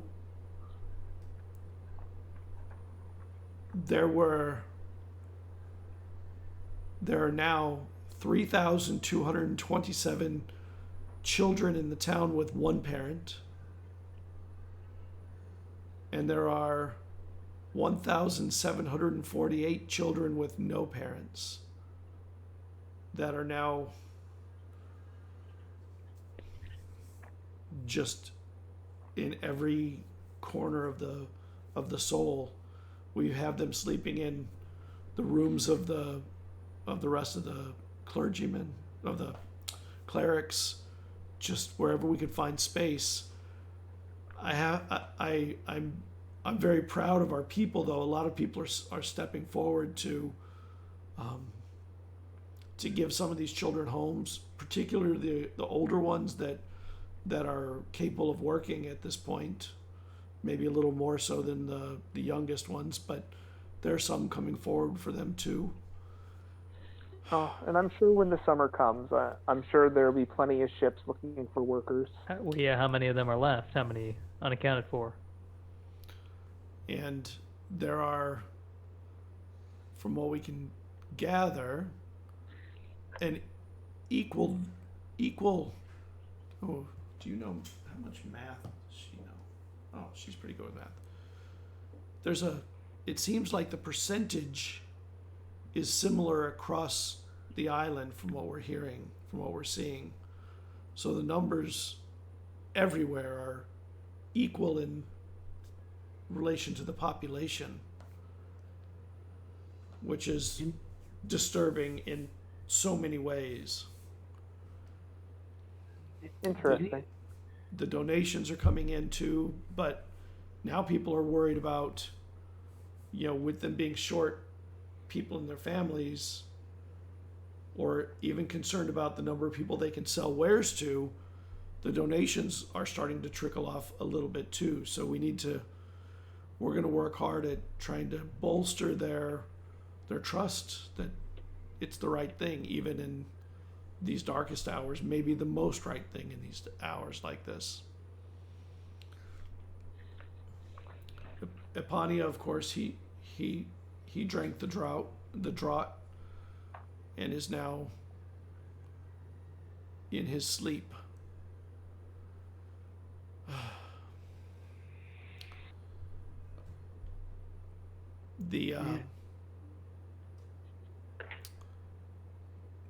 Oh, Vestrin, I forgot to tell you, there was a your friend was here looking for you. I told him you had gone to Reisa on business for the soul, and he said to let you know that he'll be staying at Go Froth, What but he'll only friend be is there this? for another day or so. What friend is this? He didn't leave a name. He said that he was probably your only friend. I What did don't he- agree what with did- that. What did he look like? Kind of dark hair and burly and I guess rugged, like Do I know who she's describing? Does it sound familiar to anybody? maybe it could be Vergira. Is that the guy that was hunting me? Yes. Could be. I mean, that is the name of the guy that Yeah. you know. Is there any other word from Cairo? Is all the members of the family still there? Did any of them ascend during the? No one in the royal family ascended. Thank you. Oh, and Morkan, Divar wished to speak with you. And Divar, if you remember, is a sage in the town.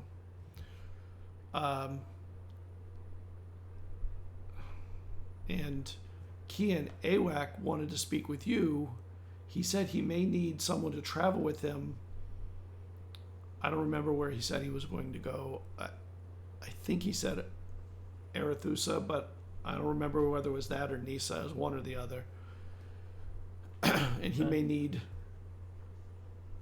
a guide that would get him there. And he said you would be a particularly good guide for this.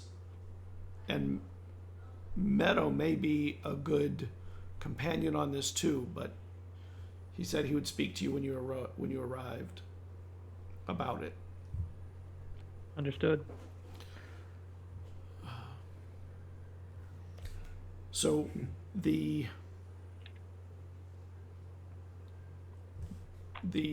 Samines have been gathering all of the clothing and food stores we could, putting whatever is perishable into boxes in the snow to make sure that it stays cold.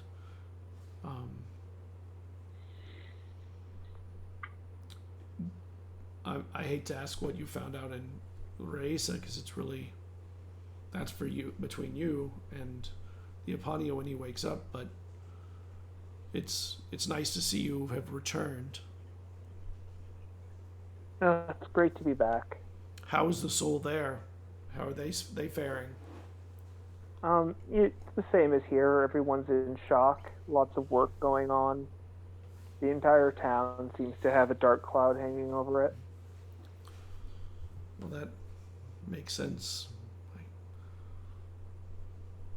Somehow we'll get through it, of course. It is a very somber age. It is. I'll be back and let you know everything that we have learned. I want to get everything taken care of before I sit down for a minute. Just keep moving. Okay. I have to get back to the other stuff that I'm doing while in between working on I your do stuff. I do have a question though. These Yes. these kids, how many of them are from out of town? About a third of them traveled here, which is not unusual for the festival. So what? Now they just have one or no parents? Well, the ones that have one parent, they'll stay with their parent, and they've begun traveling in some cases. Some of them are still preparing to travel, and then the ones with no parents will be taken under our wing until we can find them a new home, or we will give them a home.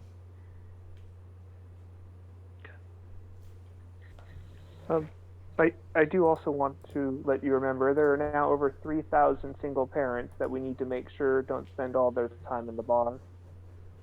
I will be back later, though. Thank you very much. Yes. Shall we, gentlemen? Yes. Perhaps before we go and see Awok, we can stop by and see what my only friend has to say to me. I'd rather meet him here than out on the road. There's less chance for bloodshed. That's true. Someone who wants to talk is much more valuable than someone who wants to fight. And I'd prefer not to fight anybody that is of my family or works for my family. And I would feel much more comfortable with the support of you, gentlemen, by my side. As always. And I mean that sincerely. Of course. Let us take care of your... Let us away. Okay. So Gofroth is it's more of a food establishment with beer than a booze establishment. Morkent, you know it. They're famous for, they have a chef that specializes in all kinds of wild game that they bring in and cook, and the food is delicious. It's also it's not cheap. So I would know of it, but not it itself. Yes, it has a reputation. Okay. Before we walk in, I will let them know that I'm going to disguise myself at first, so that way when they see who I am, they know it's still me. More so for Eslam's sake than anybody else. Okay. But that way, when I first walk in, I don't necessarily immediately bring the attention to myself as who I am. It gives me a chance to scout out the room. Okay. So I will disguise myself. My features will change slightly. I won't be. I'm still a wood elf. It's just like nose is different. It's just a slight change, so I don't look like me. Okay. Maybe the hair color will change. Instead of like my dark hair, it'll be like blonde. And then yeah, that's what it'll be. Eye color change too. Okay. Light lavender. All right. So who's going in? All of you? Yeah, I'll go in. Okay. Sure. Yeah. And you go in, and Gofroth is an interesting establishment. In the center of the business is a large fire pit, and hanging above it are 3 deer that are cooking above it, and they're raised really high, so they're almost in a smoke area rather than getting the heat of the fire directly on them. The wrapped around, it's a pretty wide room, and there are lots of sconces that seem to be strategically placed to almost create lots of shaded areas all around the place. And it's fairly busy. There's a lot of people in here drinking. The food is not being served, it looks like. Maybe it's not ready yet. And there are, I wouldn't say it's totally packed, but there's a good number of people in here having drinks. Beer. They have their own beer. And when you go in, some people look at you, some people don't. Oddly, when all the conversations in here seem to be hushed, they're all very quiet. They're sort of discussed under their breath, and you can hear the murmurs of conversation, but you just can't hear any words come out of them.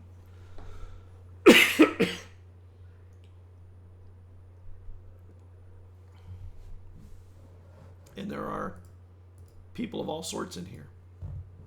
Do I see Bagheera? You do not. I will approach the bartender and ask him if a gentleman matching Bagheera's description is here at the time.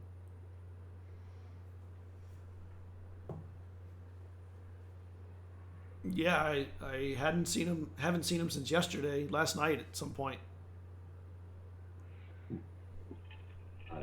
Did he seem to leave, or is he still paying for a room, or do you have rooms here? I don't even know if you do. We don't have rooms. Is there anybody here that he has been talking to that might be able to direct me towards him? He had a couple of fellows with him. I don't see them in here right now. Is there a certain time that he's here? He was here yesterday when the food was ready. We won't have food until almost the evening. Which is in how many hours? About 6 or 8 hours. All right. Well, I guess we might as well come back later.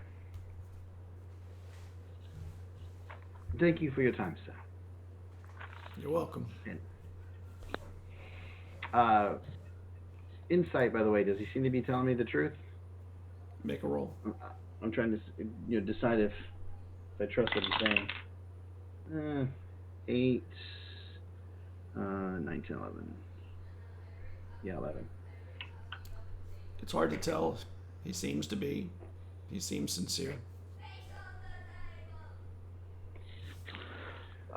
So are we closer to Dinbar or Awok? You're closer to Divars.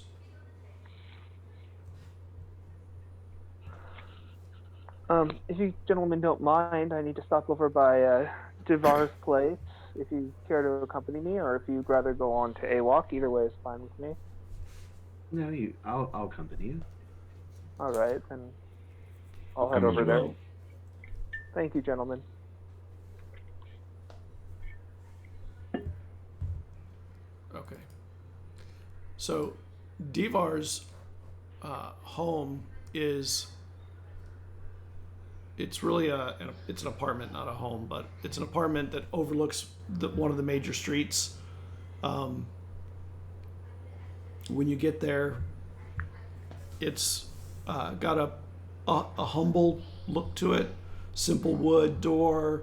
The building is nothing fancy.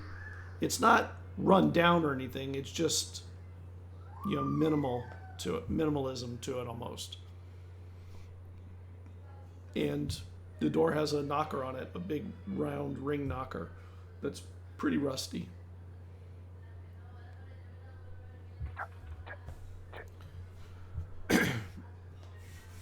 And 30 seconds later, the door creaks open.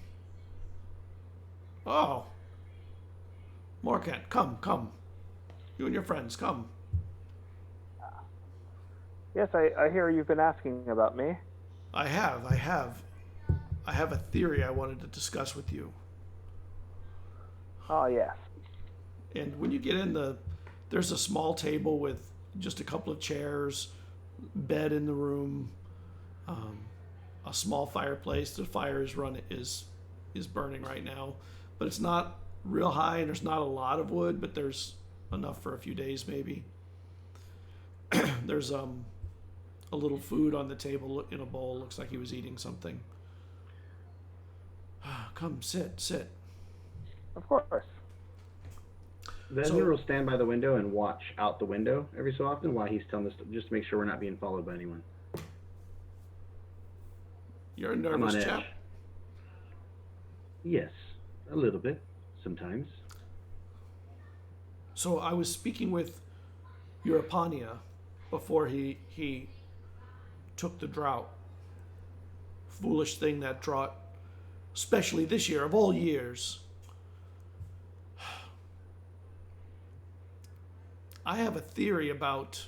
He told me that someone you were with ascended and unascended at the festival in the span of a moment. And he asked me to see if I could find something out about that. So I did a little digging in some of the old books below the soul. And I did find something very interesting that could perhaps suggest what might have happened.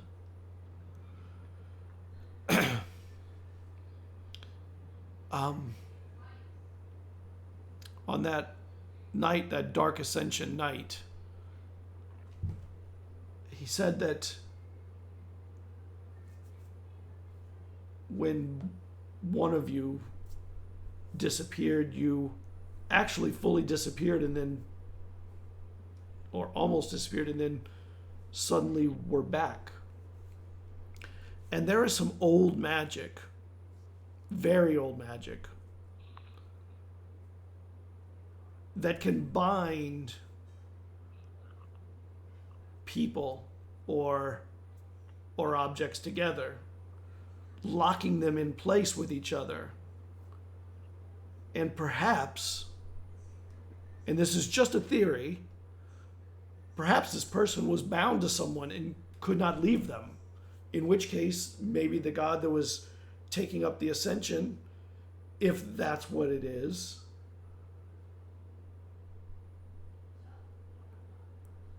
some other god's magic or some other magic was binding that person to someone here and wouldn't allow it to happen.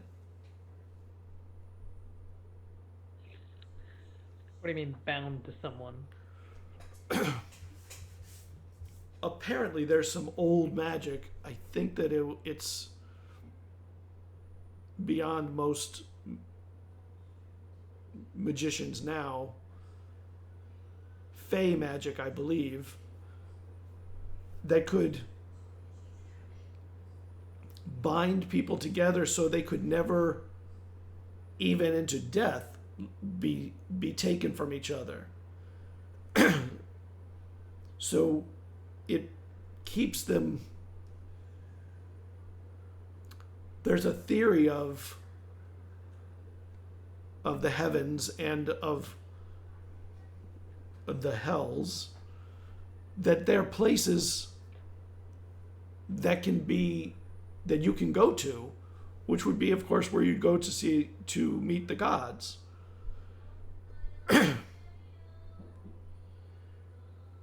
But this magic could have been created by quite a powerful being that knows how to bind people and prevent one from leaving without the other leaving.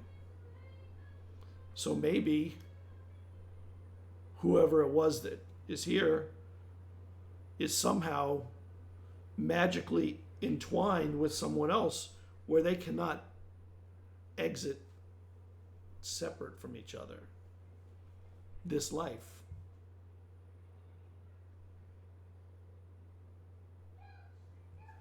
It's just a theory, of course. Yeah. I'm just going to put my arm on Kean and be like, so if I were to I stab will this, shrug it off. if I were to stab this person, they wouldn't die. Oh, I don't think you should stab anyone. It's a theory, of course. Of course not. To be clear, if you would stab that person, you would die. I highly doubt that. So you're the one that ascended and unascended. Yeah, more or less. That's fascinating. Wasn't it So Meadow's husband? What did you see? Not much of anything. Didn't happen very long. You Just didn't saw meet, kind of a- you didn't meet the gods? No, I did not. Maybe that means they're not real. What? Yeah, maybe that could upend your entire worldview of, all the time you spent into the faith. Didn't see anything when I went. Maybe they weren't ready for you to see them yet. Or maybe you were stuck in... What, like they in a hadn't put their limbo clothes on or between. something? Oh, yeah, sure, yeah.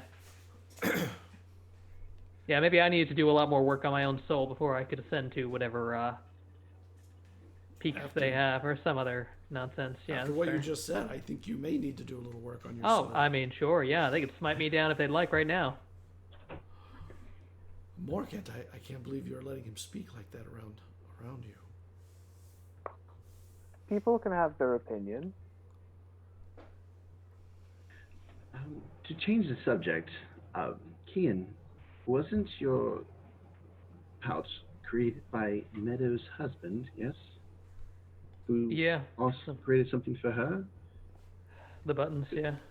Could he have perhaps hoped that if something happened to him, that you would be the one to look over his wife? I mean, yeah, okay. He said something of that sort. Let's be clear about that, all right? I'm not some kind of second husband here. No, I am not suggesting such No. a thing. I would never suggest you marry anyone. Correct. I'm just merely suggesting that perhaps he was hoping that you would do what he could no longer do. It's possible. He was pretty drunk. Anyway, the point is he had this pouch thing. Made of something or another. I don't know. Weird stone. Well,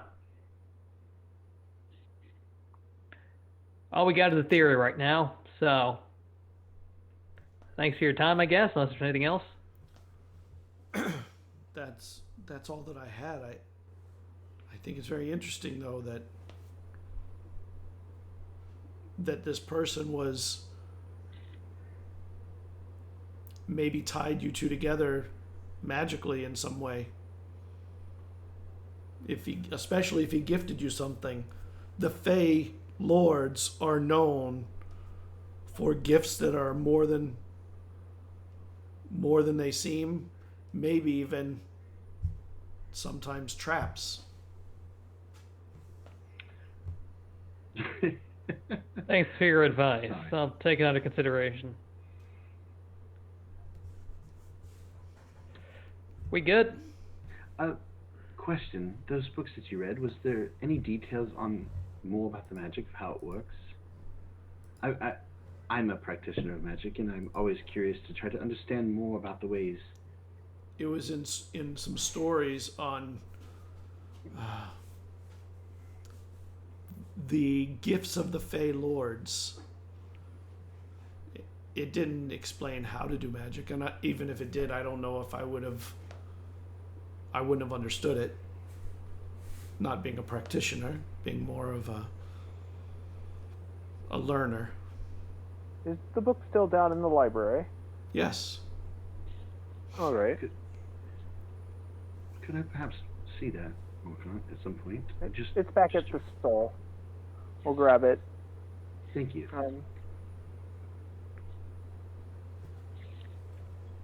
And thank you, good sir, for your time and your diligence in finding this information. Did you find eyes looking at you out from outside while you stood there? Did I? No. No, it seems that nobody is following us at this time. Good. Now, It was nice meeting you. What are you saying? Now, Davar, we really must be going. We have this severed head we need to take to AWOC. Thank you so much for your time and your research. You love to say those things that just leaves people with speechlessness. The head of a person? Oh, kind of, but not really. It wasn't human or humanoid of anything I've ever seen. But it was able to talk with us. Would you like to come with? You can see it when we crack it out of the mud. I don't wish to see it. No. All right. Good talking with you, old friend. Thank you. Sleep well. It's going to be a long winter. Tell Etta that I thank her for getting you to me quickly. Of course. And he let you out. Well, that was interesting. Now, Meadow, are you sure your husband wasn't a Fey Lord? I'm totally sure he wasn't a Fey Lord. I'm sure he wasn't anything but a fisher person. I'm pretty sure that theory doesn't check out then. but we might as well look at the book. I'm told there was a job for me from this Ewok fella. Well, let's head over there and find out. Ewok. wrong universe. Now I bro. can never Wrong unhear universe. that. I don't know how I didn't say that while I was coming up with the name at some point. It's so obvious now that you said it. Totally ruined it. Thanks, Aryan. So you go to AWOC. God, that's just awful now. I may have to retcon that to a new name at some point. We're only 7 episodes in. Maybe it's not too late. All right. And you head over to AWOC's. And when you get there, the door's open and he's inside. Oh, come. He's got a couple of pieces of luggage that he's been packing. I've heard you're one of the best scouts. Yeah, he doesn't talk like that. I've heard you were one of the best scouts. And he looks at you with one eye. Sure. I really need to get up to Arethusa. There's one of my favorite philosophers I didn't realize came in during the summer and traveled there and is now holed up working on his next book. Which one?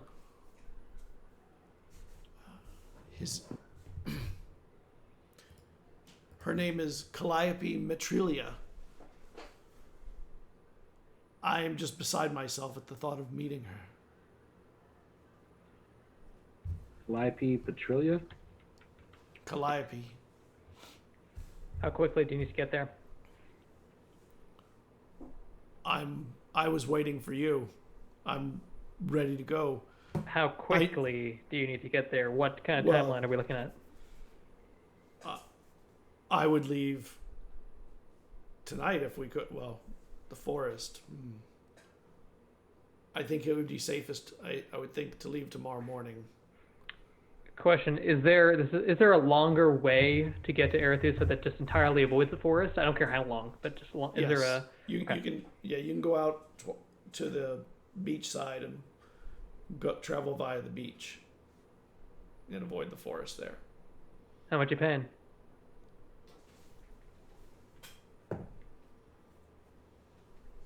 Would I travel so rarely that way? Would 2 gold be enough? No. No. We'll call it 30. Oh.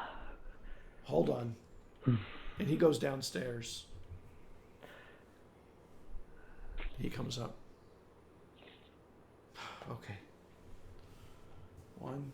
Oh my goodness. All right, whatever. Fine. 2 gold. One condition. He's got okay. gold. He's got the gold. Then yes. Then fine. Yeah. One condition. Yeah. We're taking the long way. The very long way. And we're taking some kids from Arethusa and bringing them home. If you think that's the best way, then I'm all for it. I trust you. You're a scout. Of course, I trust you to do this the safest way.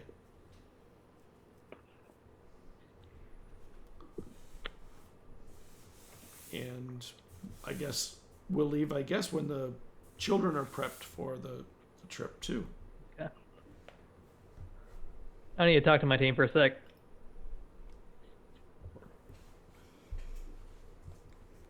And he steps out. Yes. Yeah. Onto the balcony. Change of plans. I'm heading home.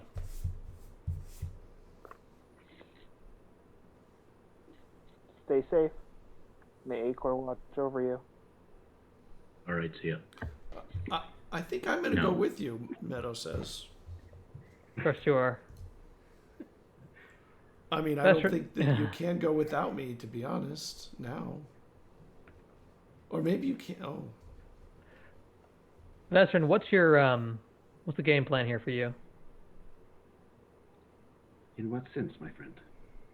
What's the next step? Whatever quest you're on.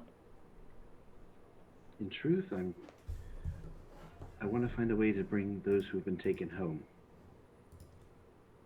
I don't believe that they're in heaven. And now that I believe that many of them are being enslaved, honestly, I hope my mother's still alive. But if not, I wanted to try to bring those who have been taken home, whoever I can save. That's what I want to do. My next step is finding a way to do that. All right, well, you might need this. And I will unhook the little pouch full of gold and toss it over to him. I can't take your money. This is yours. Oh, no, you're broke. You,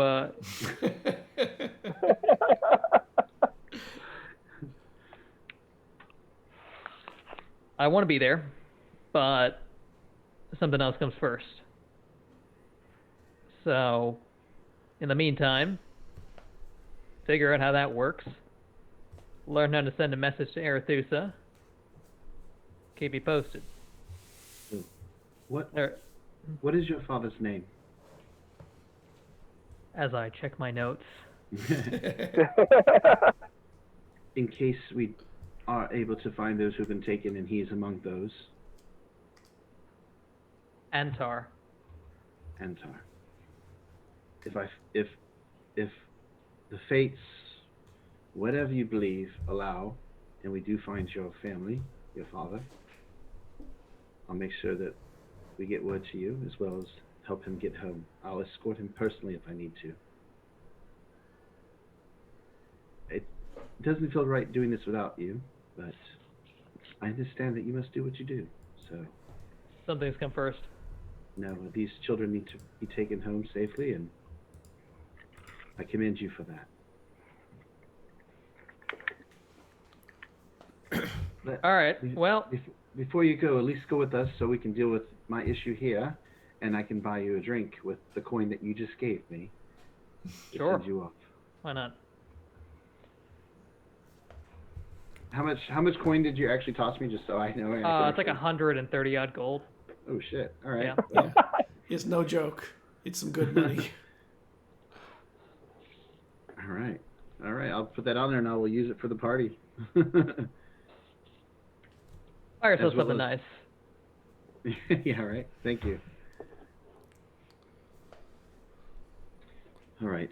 Well, More importantly, that thing should theoretically keep you safe or something. Whether it's the bag itself or whatever the hell that guy was talking about. Might do you some good. Or I'm just special and chosen by the gods, in which case you're boned either way. So, or now I'm bound to Meadow. Is that what your real plan was? You give me the coin and I'm the one that's bound to Meadow? I mean, you caught it. So, I don't know whether to thank you or I'll just thank you. yeah, no problem.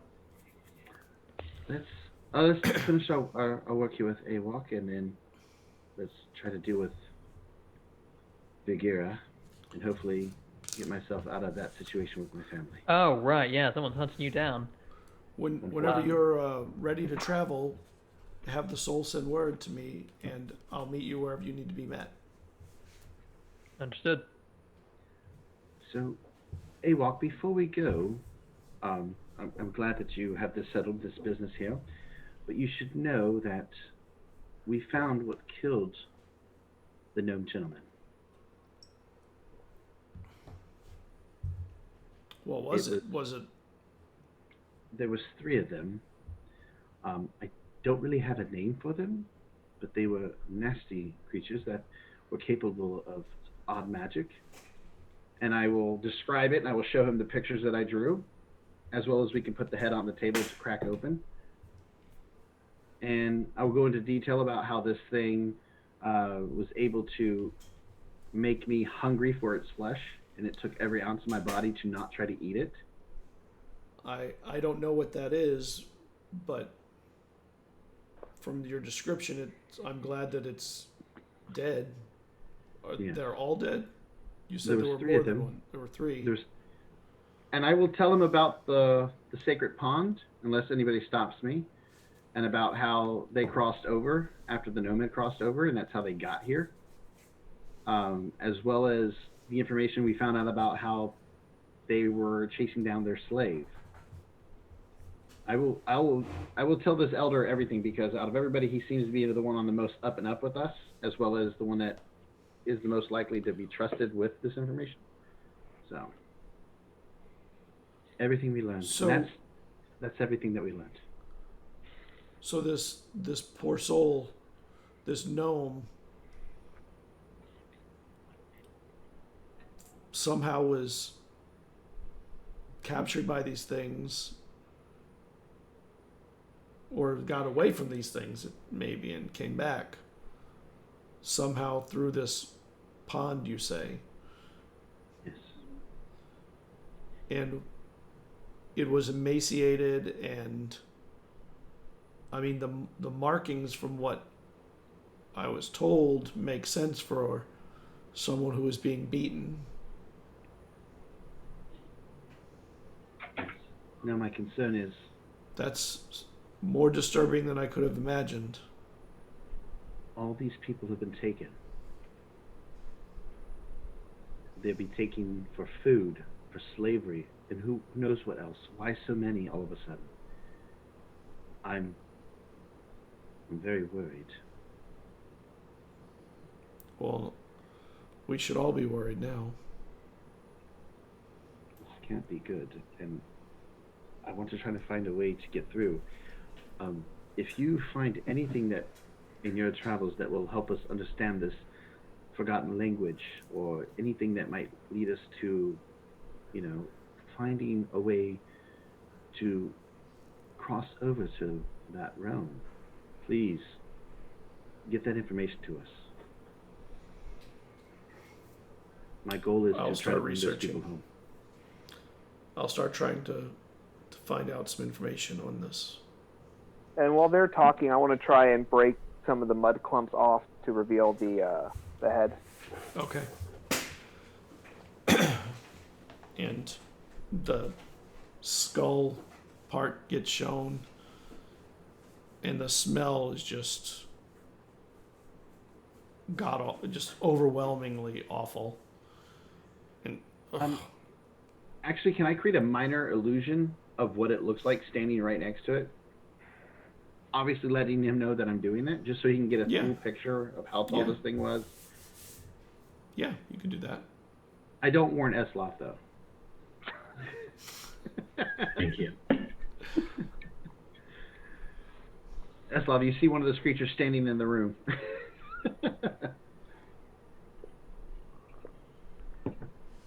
I know it's magic. Yeah, you know. I'm sure you do.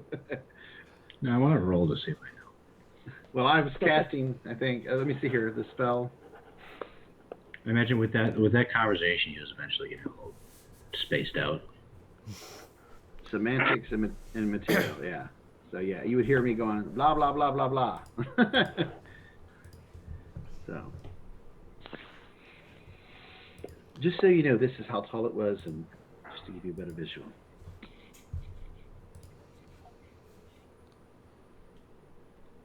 Well, I've never seen anything like it. I don't know what it is. Pray that you never do. They were nasty. How did you kill them? Describe the fights that we had with them, and how they tried to corner us and trick us, as Morkant was valiantly trying to negotiate with them. And by the way, everybody, as I'm describing everything, I'm a little bit exaggerating how wonderful all of you were. Not so much myself, but each of you, how instrumental you guys were in stopping these things. Ever the politician, but yes, I will. And make each of you sound magnificent in these trials. And he And since looks, Kian's been hired, I make you look really good, Kian, since you were hired. the first PR agency has started. Yes. Veteran Incorporated. So they're physical, though, and can be attacked with weapons. They can be magicked. That's at least good to know. The most disturbing part, actually, though, is how it tried to make you hunger for It? for the unthinkable. Yes, I was so disturbed that I threw up once its magic was broken on me.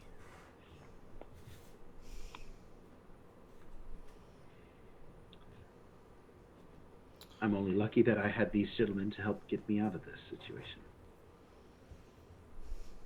You have heroes amongst you. I do. Each one of them. And the lady as well. I'll look into it as much as I can. I'll try and find some information on him. I'll see you, Kian, when you're ready to travel. Please take the thing's skull head with you. Oh shit, we don't want this thing. We brought it back for you. This is our gift to you, to show that we accomplished what needed to be done. It's a thank you for sending us out. If you don't want it, we can have it disposed, I guess. I do not wish to have it. Eslov, do you wish to do anything with this? Take its horns or anything? Maybe rip off the skull and wear it as a helmet? He kind of gives you a weird look. I don't know. I'm just asking. You're from far away. I don't know all of your ways. I don't know if you use the skulls of your fallen foe as, any kind of rituals. I'm just. You done? Yeah. Yes, I'm done.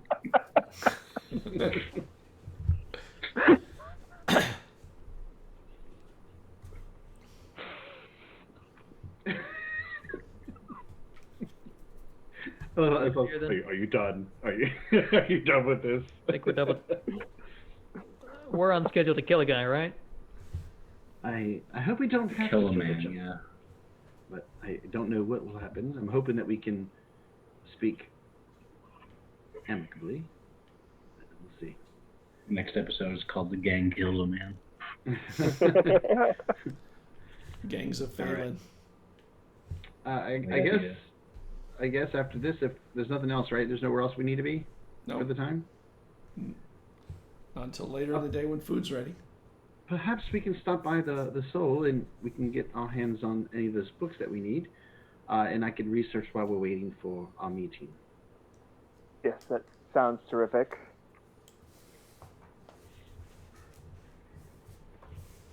And if you need to speak to Ida, then you're more than welcome to use that time as well.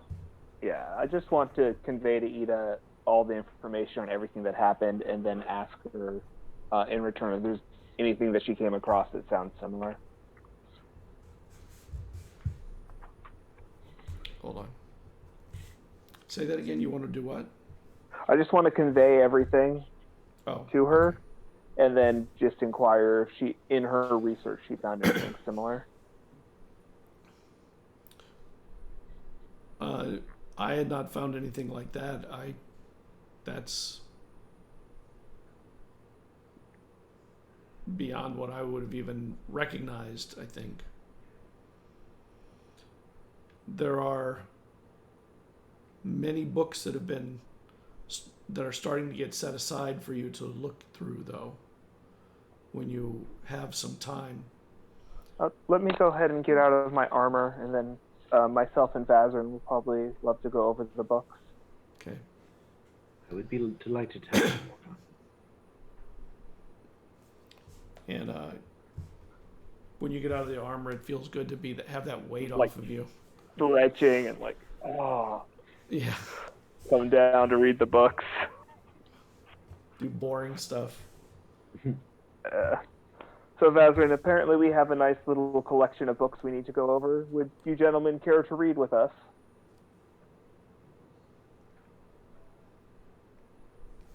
Barely read. I really thought we were going to kill a guy. Oh, I we mean, may have we gotta to, wait so. for him to get there.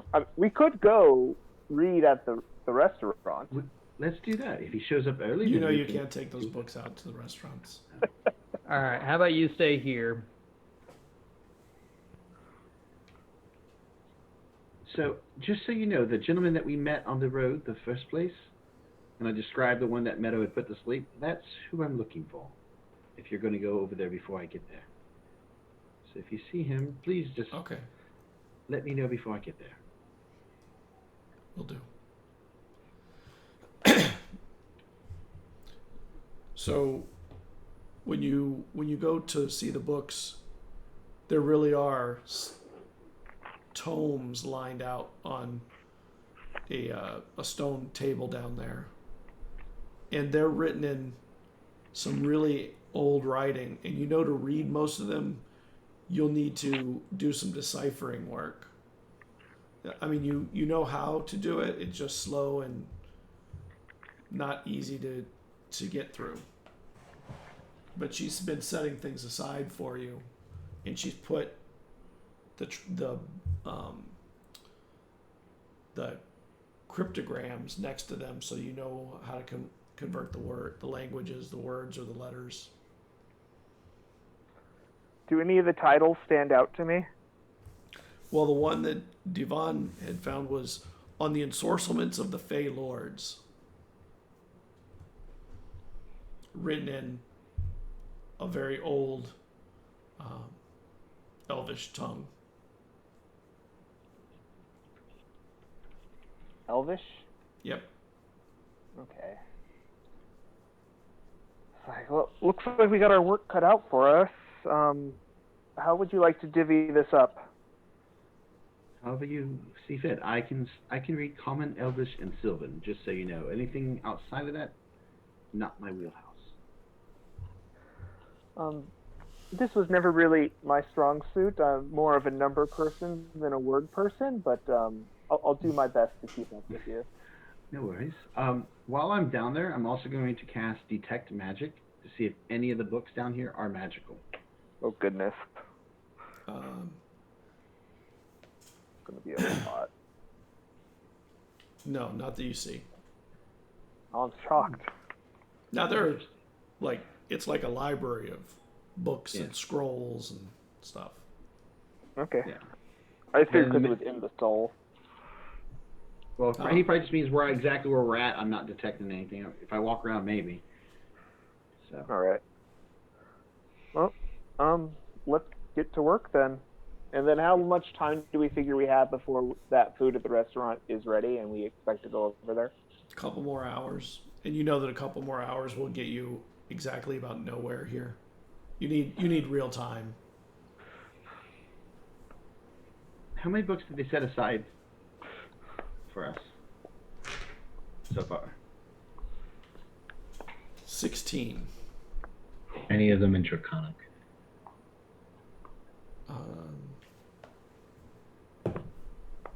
No. Can you read Draconic? Yeah, I can read I Draconic. thought. So you can actually read. See? I doubt he can read Common, but I'm sure he can read Right. Draconic. Well, he I'll can sort teach of you on read the Common. road. He I'll would- teach you on the road. This seems like a downtime kind of project. Yeah, Yeah. that's fine. At least we can get it somewhat sorted and have an idea of what we need to work on. It's good to I know. can't think of anything else to do before we head over there. Since we're not actually going to research now, can I, with the detect magic up, can I just kind of walk around to see if anything? You can. The person in charge, he walks with you. Is there something that you're looking for? I'm just kind of browsing for a second to see if anything reaches out to me that might be interesting or necessary for what we're doing. You can walk with me. I won't touch anything without your permission. Well, he actually will take the books to you when you need a book, so that's what he's there for. Yes. Is there something in particular you're looking for? That I know all the books in the library. To be completely honest, I'm trying to see if anything has a magical touch to it, just to make sure that it may not be related to anything that we're looking for. Oh, you won't find any books like that here. They're in that room. Huh. What room is that over there? That room is, I'm afraid, off limits to people who are not members of the Soul. Okay. Well, good to know. You understand, of course. Yes, I understand, of course.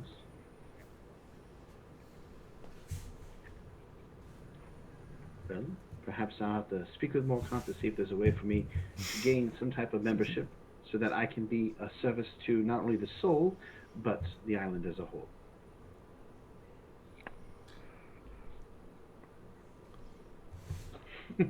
Morcant.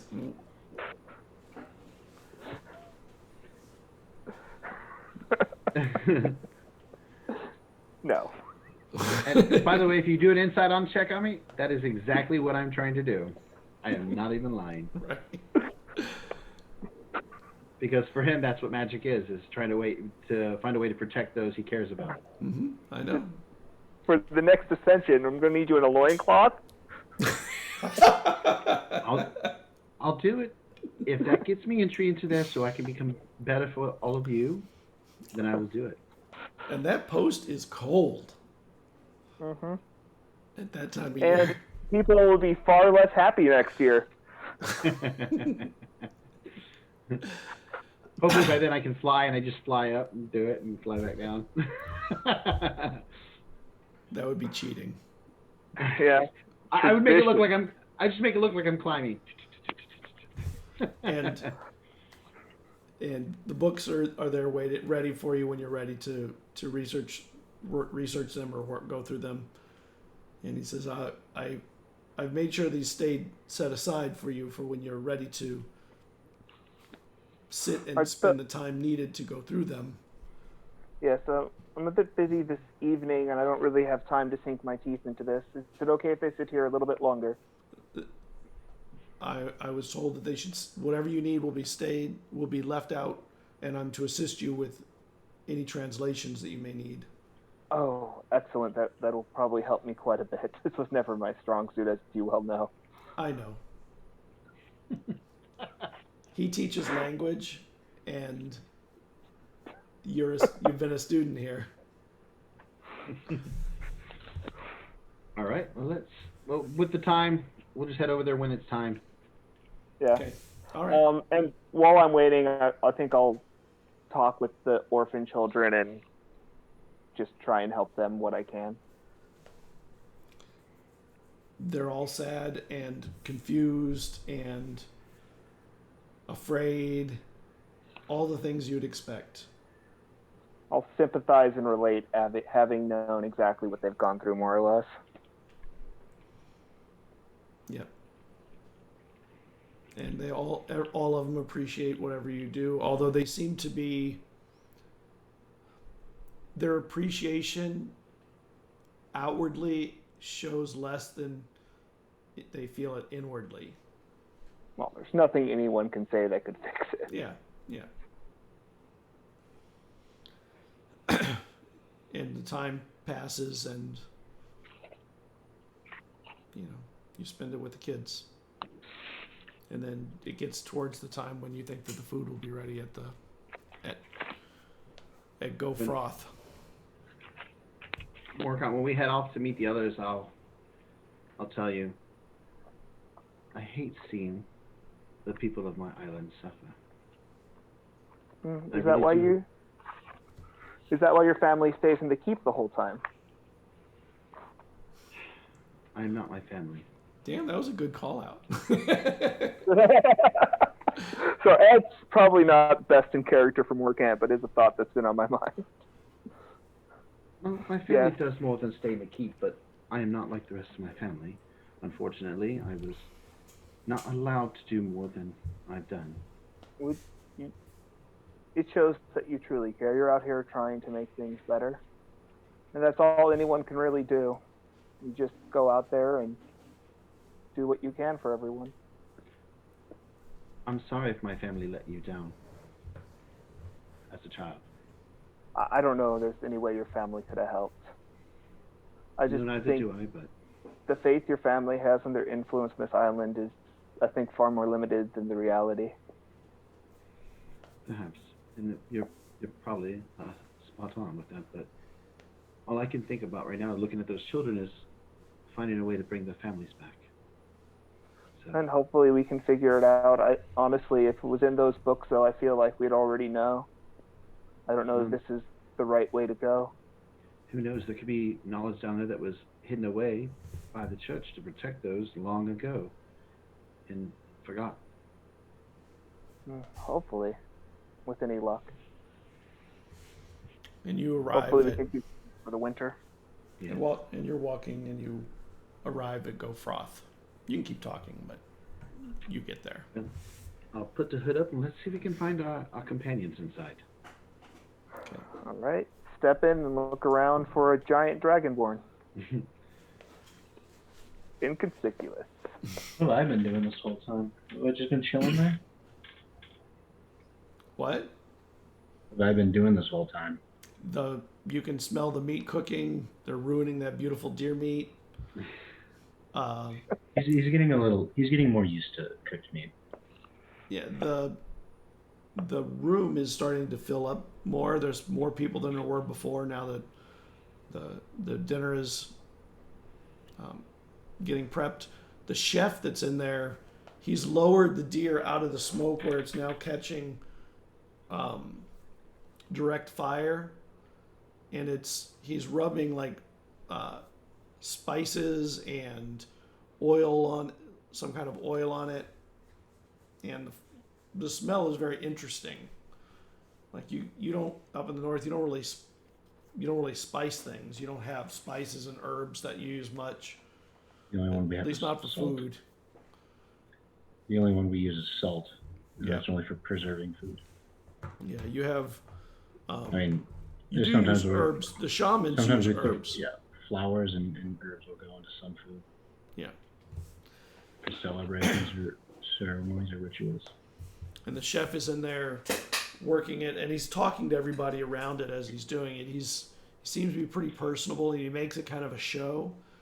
And what really is interesting about what happens, because in the center of the room, he draws everyone's eyes to the inside. And the longer you're there, you realize that the show is really kind of useful for people to disappear into the edges of the establishment in the corner. You know, it seems like the sconces are positioned in ways to make sure there's lots of places to just take a step back and you're in the dark. You're in just darkness. There's around some of the seating booths, there are little back alcoves cut in. It's a very interestingly architected building, is what I'm saying, the inside. Architected or interior decorated, the way they did it. And then your friends show up as you're observing this stuff. I'll wave them over to the table. Yeah, when the door opens, you can see the light come in. That the door seems to be facing where the sun sets. So the moment it opens, you can see the light come in, and the later in the day it is, the brighter it is, till it goes. And you guys head in. I think our friends are over there. Ah, yes. Let's join Kian for his last meal with us. Last And supper. that's I'm gonna miss Kian. How about you? I think deep down he's a good guy. I don't know that I'm going to miss him quite as much as you do. Yeah. Well, you guys have butted heads a little bit, but I think it's just different different parts of life that we've come from, you know? Of course. And Vestrin, can you make me a perception check? 16. You feel that there are eyes on you when you come in. You're not sure where. I can't see it, but I do feel that there's somebody watching me, just so you're aware. Can I like subtly look around and see if Yeah. I see anything? Yeah, when he brings it up, you can. Okay.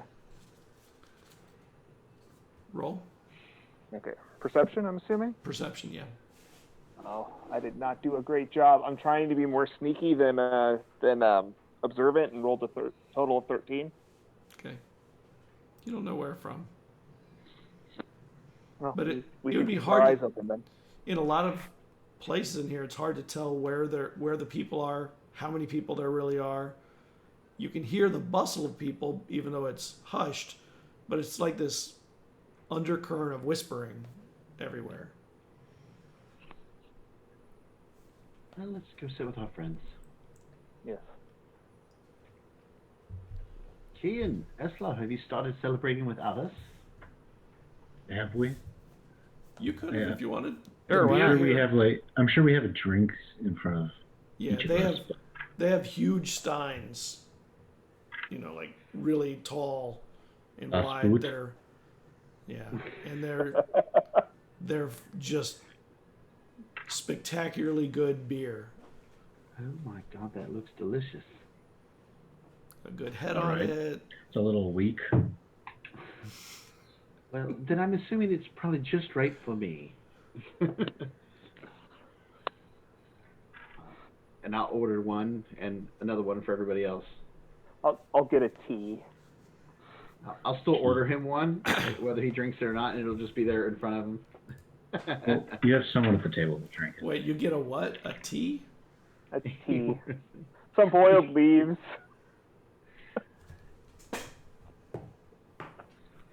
We don't have anything but Some beer water. and Do mead. you have water? Do you have water? Why would you drink water when there's beer and mead? I agree with you, but you know he's a man of the cloth, so. There's nothing Well, to that do with doesn't mean today's anything. boys are very drunk. He's an honest man of the cloth. I'm just not a particular fan of alcohol. Is there anything you would serve children? Yes, mead. I'll just have the water I brought with me then. Thank you. Okay. We'll And- have a drink for him as well, though. Just bring it over in case he changes his mind. You would like meat when it comes down? Of course. Yes. The whole table? Yes, definitely. Excellent. And they leave. Kian, you noticed the moment you walked in that this place, you really feel like you're being watched all the time when you walk in. It just seems like that kind of a place. Or do I? I didn't see the guy You I'm looking didn't. for. Okay. Well, you don't really. It just there's like eyes everywhere. It's not like there's one person that you necessarily see. Okay. But what you have noticed is that almost nobody's left. The place, it must be time when the food's getting ready, so everybody's just starting to pile in. All right. And you hang Keeping out a for watchful while. eye. Yeah, nothing crazy. And after a while, the meat comes. And Kian, can you make me a perception check? 10. Okay. So the food smells really good. The meat comes out. There's a knife down the middle of a rack from the deer and what looks like maybe the shank. And it's on a big plate in the middle of the table, and they put plates out for everybody with those weird tine things with two pointy ends. Okay. I'll eat it. I mean, It's super good. while you're sitting there, the door opens and nobody comes in.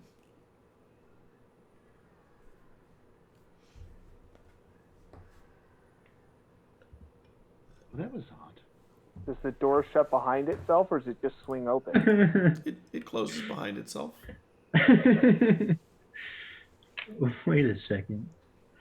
And we all notice Doors this? don't do that on their own. Yeah, Vesper, No. you want to take a sec? Just I will begin. You just saw it open, and everybody kind of looks when the door is open. In this case, though, nobody came in. It opened and it closed on its own. hey, does it usually do that? Just announce it in the middle of the restaurant? Yes, Who are you talking to? Me? I'm just calling aloud. Does Yeah. one usually do that? Does the door usually open and then close itself? Well, it is closed by somebody when they leave. It's not what I asked. I'm going to Vesper, start- take a step back.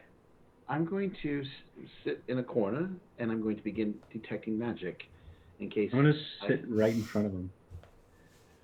If he's in a corner, I'll be right in front of him, so I'm basically trapping him in the corner. And when you detect magic, there are things in here that are magical on people. Mm-hmm. You don't know what, but you don't see an invisible body. Okay. I'll point those things out, especially to Kian, because I know he likes them. That person has something magical. That person has something magical. From this perspective, from where you're at, you can't see the bottom of the door. You only see halfway up. Oh, is it a kobold that just walked in? Or a goblin? it might be your kobold friend. He's they're all the way in the other town. I will stand up momentarily just to see if I can get a better view of what's below that door there. See if I can detect anything there or see his kobold friend. How much attention have we gathered from the fellow patrons in the restaurant at this point? Probably all of it. Yeah. Are we making a spectacle of ourselves, Scott? No more than normal. Okay. But we haven't really done that. You haven't done anything. You've talked and yelled out something once, and that Detect magic isn't that disruptive of a Yeah. spell, is it? Yeah, no. Well, I don't detect anything of a threat through magical means. Maybe I should hit the door and see if it bleeds. Kira, I wonder if I should just. I'll go to the bartender. If somebody comes up and for some reason I decide to walk out with somebody, no, it's not of my own free will. I'm going to go see if the bartender has seen Bagheera. And while you guys are there, and he goes up to talk to the bartender, you see somebody head to the door and look back over their shoulder and then walk out. But they have a cloak on. Can you make me an intelligence check? Everyone or anybody in particular? Everyone but except for you, because you're at the bar. Mm-hmm. 19. Hey, twinsies, 19. That cloak looks familiar, like the people that you had seen on the road.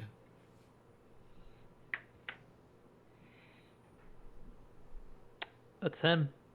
Never seen it before. Not necessarily him, because they were all wearing similar cloaks, but there were Sure, I'll get him to 3 or 4 follow. of them. If I having to catch up to Veteran on the way, I'll point it out to him. I want to get him to follow. I'll drop however much this costs on the table. Okay. What we owe. All right. Okay, I'll grab my stuff. Get up. All right. Veteran, they catch your attention and you see them heading to the door. I'll follow. And you get to the door. At this time it's now dusk. And there's some people out on the street, not a lot of them.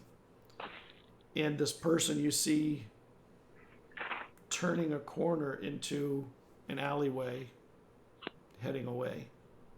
I'm gonna stand at the front of the group. Well, I'll sprint after him then. I got a bonus action dash. I'll use my action to dash. Seen everybody run. I'll look behind me and I'll run with them. And Well, one of us should probably stay with the guy we're guarding, but yeah. I'll keep pace with Vazarin. okay. And this person, the moment you start running, he starts running. He bolts I'm gonna to. get out my axe and throw it at one of his legs. Oh, hell yeah, shoot him. You know, you throw your axe. Why is violence always the first action? I just wanted to talk. Oh, wait. So, Put my I see fingers one of to my eyes. so I you're assume trying, one of you. I can Did one of you get- tell me who this was? I you're could gonna probably try outrun. and Yeah, load your I crossbow said. while you run. I told you. No, I'll just run after him then. Yeah, I don't need to. I'll just bonus action dash if I need to, but I can probably catch up. I will throw an axe. To hit him? Or Let's to, see. Probably not. Let me see. Go flying past him to hit a post. 10. no, it doesn't hit. I got another axe I can It, throw. it hits the wood next to the Stop alley throwing you your duck axes. down. Stop throwing your axes. We're not trying to kill him. I'm not. I'm aiming Excuse for his me, leg. sir, if you could stop For for his a second. legs. I wasn't throwing it at like his back. I was throwing it at his leg. We're not trying to maim him either. Oh, I'm trying to catch him. I just know there's absolutely no way we're running into an ambush. Let's keep going. So, is Keen able to keep pace? Kian, surprisingly, is able to keep about the same distance from him. We just gotta keep Keen in our sights. Hopefully we don't lose him. And Kian, the running takes you down another alley, and then it suddenly opens up to the center court where the naming stone is, the roundabout around it, and all that. And this person runs out into that, and there's people here way more than there are where you had come out of. And the person, when they get out into the roundabout, they slow down and they look back to see if you're still coming. I'm still charging as fast as I can. Sure. Okay. So you continue running this person down into the roundabout, Yes. and the person stops. Why are you chasing me? Why are you running? You were chasing me. Do I recognize him? You do. I will raise the crossbow. I'm just raising it. I'm gonna walk over. I'm gonna grab him by the collar. Well, no, he backs away. All right, excuse me there, fella. Sorry, He puts his hand to his hilt when you try and go and take him. we met briefly You on the really road. want to do that? Sir. I don't want you to grab me either. I recognize him, right? You do. He was one of the people with Vergire. I'm not playing around. I don't know why you're attacking me. I didn't do Draw anything. that sword and you lose your arm. And I'm not going to remove it with my axe. Slow down, gentlemen, please. I'm assuming we all recognize the gentleman, yes? Yeah. At this you point, do. please, my friend Keen was saying to you that we met on the road. No point in pretending that we hadn't. You work with Vagira, yes? I'm here to meet him. He asked for me to meet him, so I'm going to meet him. There's no point in trying to play otherwise. Where is he? If you need to see him, I'll take you to him. I'd much rather speak to him without violence. Insight that. Does he Yeah, plan don't to be mind. violent? Does he plan to be violent, or does he actually plan to speak with me? That's a dirty 20. he seems like he's telling you the truth. He would take you to him. I don't think he's lying. I don't think he has a reason to. Then let's go. And you start to step forward, and there's like a bit of a crowd around you, and this Furbolg big walks up in front of you and puts his hand on your shoulder, Vesrin, and she leans in and she says, and this is where we'll break. Oh wait, no! I was hoping to do something with Meadow before we left. Can we do that real quick? Just one thing. This is for Kian. So at some point, I would like to have talked to Meadow and give her Kian's bag back after I took to go put it in mine and said, Kian lent this to me. When you're on the road with him, please return it to him.